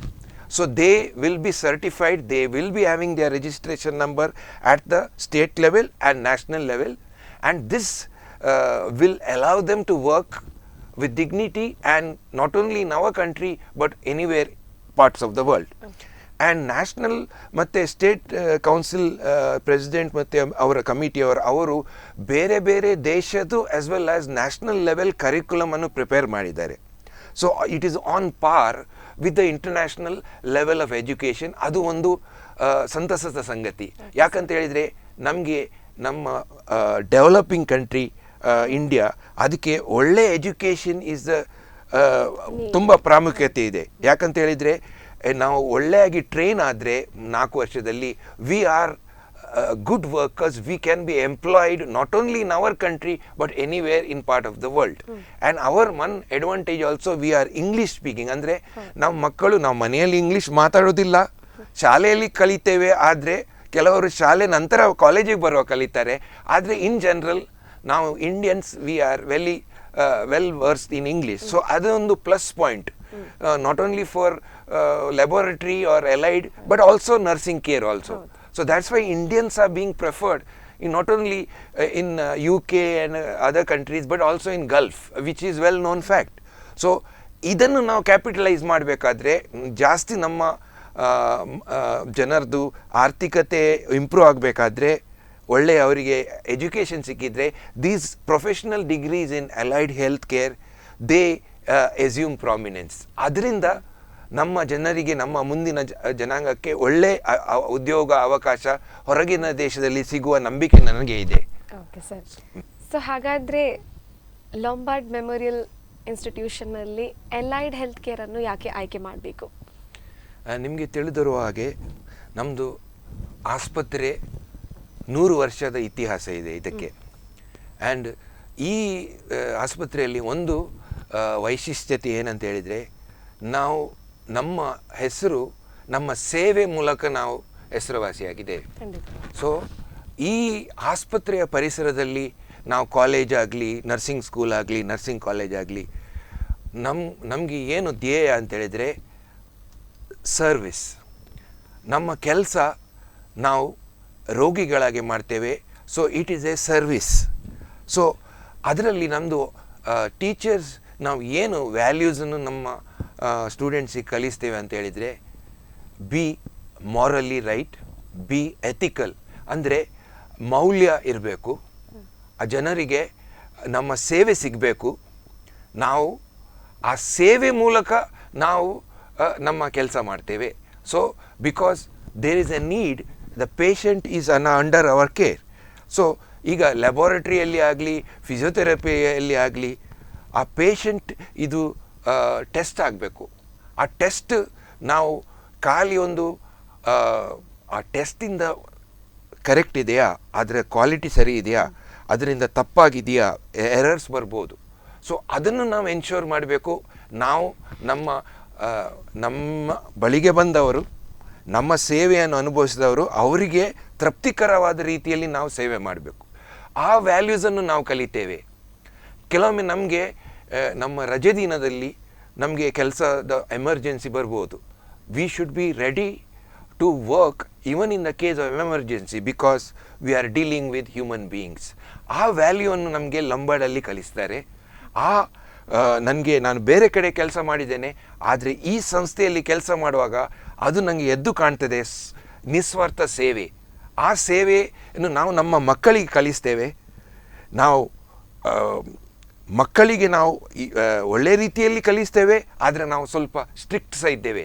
ಯಾಕಂತೇಳಿದರೆ ಈ ಮೌಲ್ಯ ಈಗ ನಮ್ಮ ಪರಿಸರದಲ್ಲಿ, ನಮ್ಮ ಸಮಾಜದಲ್ಲಿ ಕೆಲವೊಮ್ಮೆ ಕಮರ್ಷಿಯಲೈಸೇಷನ್ ಆಫ್ ಮೆಡಿಕಲ್ ಫೀಲ್ಡ್, ಆ ನಿಟ್ಟಿನಲ್ಲಿ ತುಂಬ ಹಣ ಫಸ್ಟ್ ಬರುತ್ತೆ, ಮತ್ತು ಸೇವೆ ಬರುತ್ತೆ. ಆದರೆ ನಾವು ಫಸ್ಟ್ ಸೇವೆ, ಆ ಸೇವೆ ಮೂಲಕ ನಮ್ಮ ಇದು ಆದಾಯ, ಆ ರೀತಿ ನಾವು ಕಲಿಸ್ತೇವೆ ಮಕ್ಕಳಿಗೆ. ಸೊ ಇದು ತುಂಬ as a teacher, as a educator, it is very gratifying. ಅಂದರೆ ನಮಗೆ ತುಂಬ ತೃಪ್ತಿ ಕೊಡುತ್ತೆ ಮುಂದಿನ ಪೀಳಿಗೆಯನ್ನು ನಾವು ಒಳ್ಳೆ ರೀತಿಯಲ್ಲಿ ಟ್ರೈನ್ ಮಾಡೋದು. ಯಾಕಂತ ಹೇಳಿದರೆ ಮುಂದಿನ ಈಗ ಮೇಕ್ ಇನ್ ಇಂಡಿಯಾ ಅಂತ ಹೇಳ್ತೇವೆ ನಾವು. ಮೇಕ್ ಇನ್ ಇಂಡಿಯಾ ಅಂದರೆ ಏನು? ಖಾಲಿ Samsung Galaxy or Samsung phone ಇಂಡಿಯಾದಲ್ಲಿ ಮ್ಯಾನುಫ್ಯಾಕ್ಚರ್ ಅಲ್ಲ. ಈಗ ನಾವು ನಮ್ಮ ಮಕ್ಕಳನ್ನು ಟ್ರೈನ್ ಮಾಡ್ತೇವೆ. They are the work force. Tomorrow they are going to be the ಸಮಾಜ. ಸೊ ಅವರನ್ನು ಒಳ್ಳೆ ರೀತಿಯಲ್ಲಿ ಒಳ್ಳೆ ಮೌಲ್ಯವಾಗಿ ನಾವು ಅವರಿಗೆ ಕೊಟ್ಟರೆ ನಾಳೆ ನಮಗೆ ಅದನ್ನು ತೃಪ್ತಿ ಕೊಡುತ್ತೆ. ಸೊ ಇದು ನಾವು LMH ಅಲ್ಲಿ, whether it is school of nursing, college of nursing, hospital staff are our college of allied health sciences, we follow that. And not only that, as Suja madam ಅವರು ಹೇಳಿದಾಗೆ ನಮ್ಮಲ್ಲಿ ಚಾಪಲ್ ಇದೆ. ನಾವು ಚಾಪಲಲ್ಲಿ ನಾವು prayer service ಇದೆ. So ಅಲ್ಲಿ ನೀವು ಬಂದರೆ ನೀವು ನೋಡ್ಬೋದು, ಎಲ್ಲ ಯಾರು ತಾರತಮ್ಯ ಇಲ್ಲದೆ ಬರ್ತಾರೆ ಸ್ಟೂಡೆಂಟ್ಸ್. ಕೆಲವರು ಬೇರೆ ಧರ್ಮದವರು ಇದ್ದಾರೆ, ಯಾಕಂದರೆ ದೇವರು ಒಬ್ಬರೇ. ಆದ್ದರಿಂದ ನಾವು spiritually also we are taking care of our students. ಈಗಿನ ಸಮಾಜದಲ್ಲಿ ಸ್ಟೂಡೆಂಟ್ಸ್ನಲ್ಲಿ ಕೆಲವರಿಗೆ ಮನೆಯಲ್ಲಿ ಪ್ರಾಬ್ಲಮ್ಸ್ ಇದೆ, ತಂದೆ ತಾಯಿದು ಪ್ರಾಬ್ಲಮ್ ಇರ್ಬೋದು, ಏನಾದರೂ ಅವರ ವೈಯಕ್ತಿಕ ಪ್ರಾಬ್ಲಮ್, ಕೆಲವರಿಗೆ ಸ್ಟ್ರೆಸ್ ಆಗುತ್ತೆ, they are under sometimes anxiety problem, ಅವರಿಗೆ ಸಮ್ ಫೋಬಿಯಾಸ್. ಅಂಥವರಿಗೆ ನಾವು ಅವರ ವಿಚಾರ ತಿಳ್ಕೊಂಡು ಅವರನ್ನು ಸಮಾಧಾನ ಮಾಡಿ ಅವರಿಗೆ ಕೌನ್ಸಿಲಿಂಗ್ ಮಾಡ್ತೇವೆ. ನಮಗೆ ಕೌನ್ಸಿಲಿಂಗ್ ಕೊಡಲಿಕ್ಕೆ ಸಹ ಹೊರಗಿನವರು ಬರ್ತಾರೆ. ಸೊ ದ್ಯಾಟ್ ವೇ ನಾವು ಏನು ಮಾಡ್ತೇವೆ ಅಂತ ಹೇಳಿದರೆ, ನಮ್ಮ ಮಕ್ಕಳನ್ನು ಅವರ ತಂದೆ ತಾಯಿಯವರು ನಮ್ಮ ಅಧೀನಕ್ಕೆ ಕೊಟ್ಟಿದ್ದಾರೆ. ಸೊ ಅವರು ನಾವು ಅವರಿಗೊಂದು ರೀತಿಯಲ್ಲಿ ಅಕಾಡೆಮಿಕ್ ಪೇರೆಂಟ್ಸ್ ಇದ್ದಾಗೆ. ಸೊ ಅವರನ್ನು ನಾವು ಆ ರೀತಿಯಲ್ಲಿ ನೋಡ್ತೇವೆ. ತಪ್ಪು ಮಾಡಿದಾಗ ಕರೆಕ್ಟ್ ಮಾಡ್ತೇವೆ. ಸೊ ಅವರಿಗೆ ಕಷ್ಟ ಬಂದಾಗ ನಾವು ಸಹಾನುಭೂತಿ ತೋರಿಸ್ತೇವೆ. ಸೊ ಈ ವ್ಯಾಲ್ಯೂಗಳನ್ನು, ಈ ಮೌಲ್ಯಗಳನ್ನು ಅವರು ಕಲಿತಾರೆ. ಸೊ ಸತ್ಯ ಹೇಳಬೇಕಿದ್ರೆ, ಕೆಲವು ನಮ್ಮ ಸ್ಟೂಡೆಂಟ್ ತುಂಬ ಆರ್ಥಿಕ ಸಂಕಷ್ಟದಿಂದ ಬರ್ತಾರೆ. ಅವರಿಗೆ ಫೀಸ್ ಸ್ವಲ್ಪ ಪೇ ಮಾಡಲಿಕ್ಕೆ ಸ್ವಲ್ಪ ಕಷ್ಟ ಆಗುತ್ತೆ. ಅದಕ್ಕೂ ನಾವು ಸಹಾನುಭೂತಿಯಿಂದ ಅವರಿಗೆ ಹಂತ ಹಂತವಾಗಿ ಫೀಸ್ ಪೇ ಮಾಡುವ ರೀತಿಯಲ್ಲಿ ನಾವು ಕೊಡ್ತೇವೆ. ಸೊ ಆ ರೀತಿಯಲ್ಲಿ ನಾವು ಎಲ್ಲ ಥರದ ಸಹಕಾರವನ್ನು ನಮ್ಮ ಸ್ಟೂಡೆಂಟ್ಸಿಗೆ ನಾವು ಕೊಡ್ತಾ ಇದ್ದೇವೆ. ಹೌದು, ಒಟ್ಟಾಗಿ ನೀವು ಹೇಳೋದಂದ್ರೆ ನಿಮ್ಮ ಸಂಸ್ಥೆಯಲ್ಲಿ ಸೇವೆಗೆ ಮೊದಲ ಹೌದು priority ಮತ್ತು ಹೌದು preference ಹೌದು ಕೊಡ್ತೀರಾ? ಸೇವೆ. ಯಾಕಂತ ಹೇಳಿದ್ರೆ ಇಲ್ಲಿ ಉಡುಪಿಯಲ್ಲಿ ನೀವು ಯಾರು ಪ್ರಾಯದವರ ಹತ್ರ ಕೇಳಿದರೆ ಮೊದಲು ಎಲ್ಲರೂ ಹೇಳೋದು ಮಿಷನ್ ಹಾಸ್ಪಿಟಲ್. ಸೊ ಈಗ ಪುನಃ ನಾವು ಈ ಮಿಷನ್ ಹಾಸ್ಪಿಟಲ್ ತುಂಬ ಅಭಿವೃದ್ಧಿ ಆಗ್ತಾ ಇದೆ, ಅದು ಜನರ ಸೇವೆಗಾಗಿ. ಸೊ ಆ ಮೋಟೋದಲ್ಲಿ ನಾವು ಇವನ್ ನಮ್ಮ ಸ್ಟೂಡೆಂಟ್ಸಿಗೆ ಸಹ ಅದೇ ವ್ಯಾಲ್ಯೂವನ್ನು ನಾವು ಕೊಡಲಿಕ್ಕೆ ಇಚ್ಛೆ ಪಡ್ತೇವೆ. ಓಕೆ ಸರ್, ಈಗ ಕಾಂಪಿಟೆನ್ಸಿ ಬೇಸ್ಡ್ ಎಜುಕೇಶನ್ ಬಗ್ಗೆ ಮಾತಾಡೋದಾದ್ರೆ ಅಲೈಡ್ ಹೆಲ್ತ್ ಸೈನ್ಸ್ ಅಲ್ಲಿ ಅದು ಯಾವ ರೀತಿ ಪ್ರಾಮುಖ್ಯತೆ ಇದೆ ಅದಕ್ಕೆ? ಈಗ ನಾನು ಆವಾಗಲೇ ಹೇಳಿದ ಹಾಗೆ ನಾವು ಬೇರೆ ಕೋರ್ಸ್ ಮಾಡಿ ನಾನ್ ಪ್ರೊಫೆಷನಲ್ ಕೋರ್ಸ್ ಮಾಡಿದರೆ ನಾವು ತುಂಬ ಕಲಿತೇವೆ. ರಾಜಕೀಯ ಪೊಲಿಟಿಕಲ್ ಸೈನ್ಸ್ ಆದರೆ ಅದರ ವಿಷಯ ಕಲಿತೇವೆ, ನಮ್ಮ ಫಿಸಿಕ್ಸ್ ಆದರೆ ಫಿಸಿಕ್ಸ್ ಲಾಸ್ ಬಗ್ಗೆ ಕಲಿತೇವೆ. ಆದರೆ ಇಲ್ಲಿ ಅಲೈಡಲ್ಲಿ ನಾವು ಟ್ರೈನ್ ಆಗೋದು ಆರ್ ನಾವು getting our education is to be a professional. ಅದರಲ್ಲಿ ಸಾಮರ್ಥ್ಯ ಅಂದರೆ ಕಾಂಪಿಟೆನ್ಸಿ ಬರಬೇಕಾದ್ರೆ ಆ ರೀತಿಯಲ್ಲಿ ನಾವು ಟ್ರೈನ್ ಮಾಡಬೇಕು. ಈಗ ಸುಜಾ ಮೇಡಮ್ ಮತ್ತು ಇವರು ವೀಣಾ ಮೇಡಮ್ ಹೇಳಿದಾಗೆ ಅವರಲ್ಲಿ ಕ್ಲಿನಿಕಲ್ ಟ್ರೈನಿಂಗಲ್ಲಿ ಕ್ಲಿನಿಕಲ್ ಸೆಟ್ಟಿಂಗಲ್ಲಿ ಆಸ್ಪಿ ಆ ರೀತಿಯಲ್ಲಿ ಇದು ನಮ್ಮ ಫೀಲ್ಡಿಗೆ ಸಹ ಈಗ ಬರ್ತಾ ಇದೆ.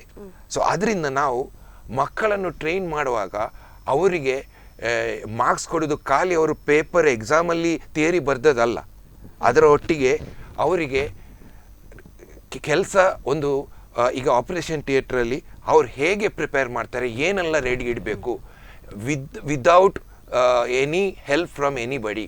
Can they do it properly, can they set the instrument properly, can they follow all the steps, ಅದರಲ್ಲಿ ಮಾರ್ಕ್ಸ್ ಕೊಡ್ತೇವೆ ನಾವು.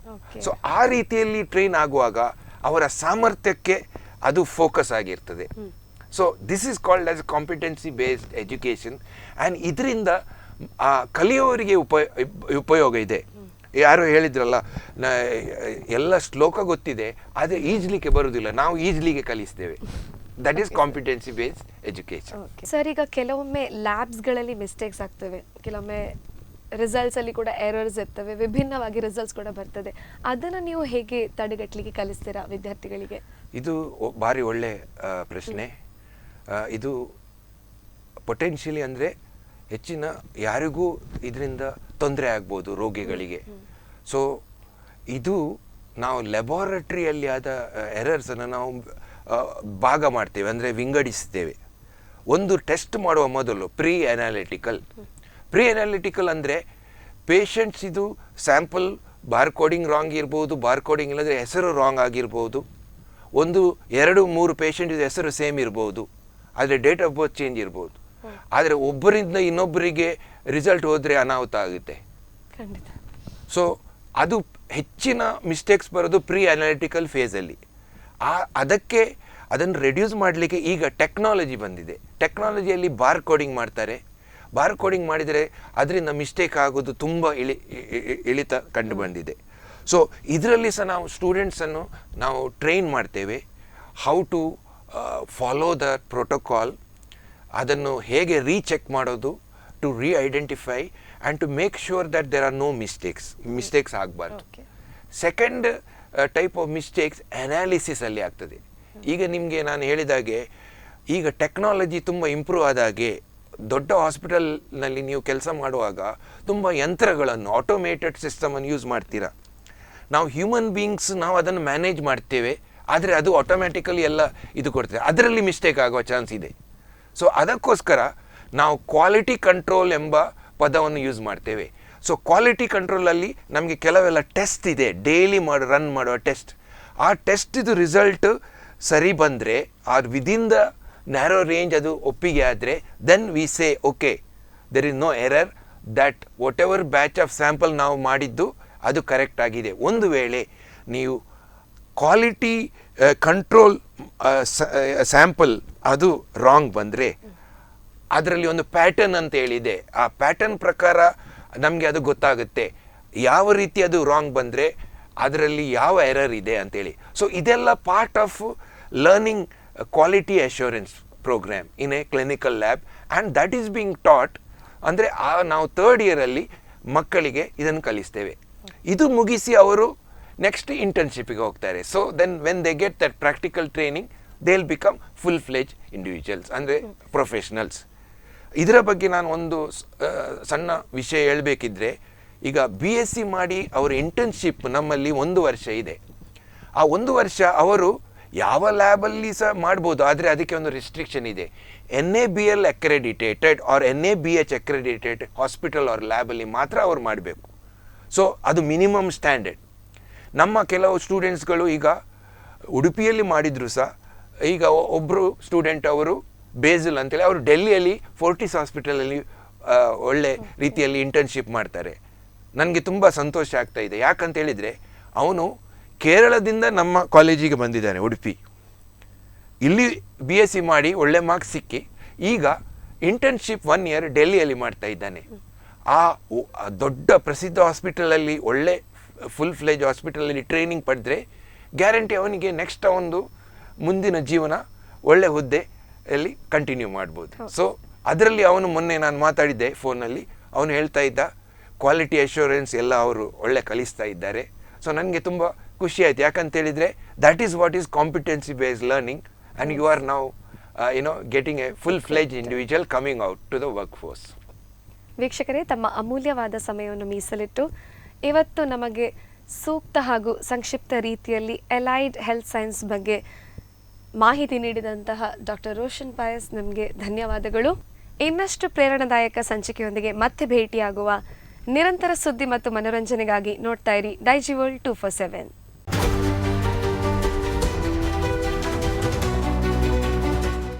Welcome to Lombard Memorial Group of Institutions, Udupi, a trusted name in healthcare education. Our colleges, Lombard Memorial College of Nursing, offering BSc Nursing, Lombard Memorial School of Nursing, offering general nursing and midwifery. For admission details, contact 8867782987, 99022433642. Your future in healthcare starts here. Welcome to Lombard Memorial Group of Institutions, Udupi, a trusted name in healthcare education. Our colleges, Lombard Memorial College of Paramedical and Allied Health Sciences, offering BSc Medical Laboratory Technology, Diploma Medical Laboratory Technology, Diploma Operation Theater and Anesthesia Technology, Diploma Medical Imaging Technology. For admission details, contact 8867782987, 99022433642. Your future in healthcare starts here.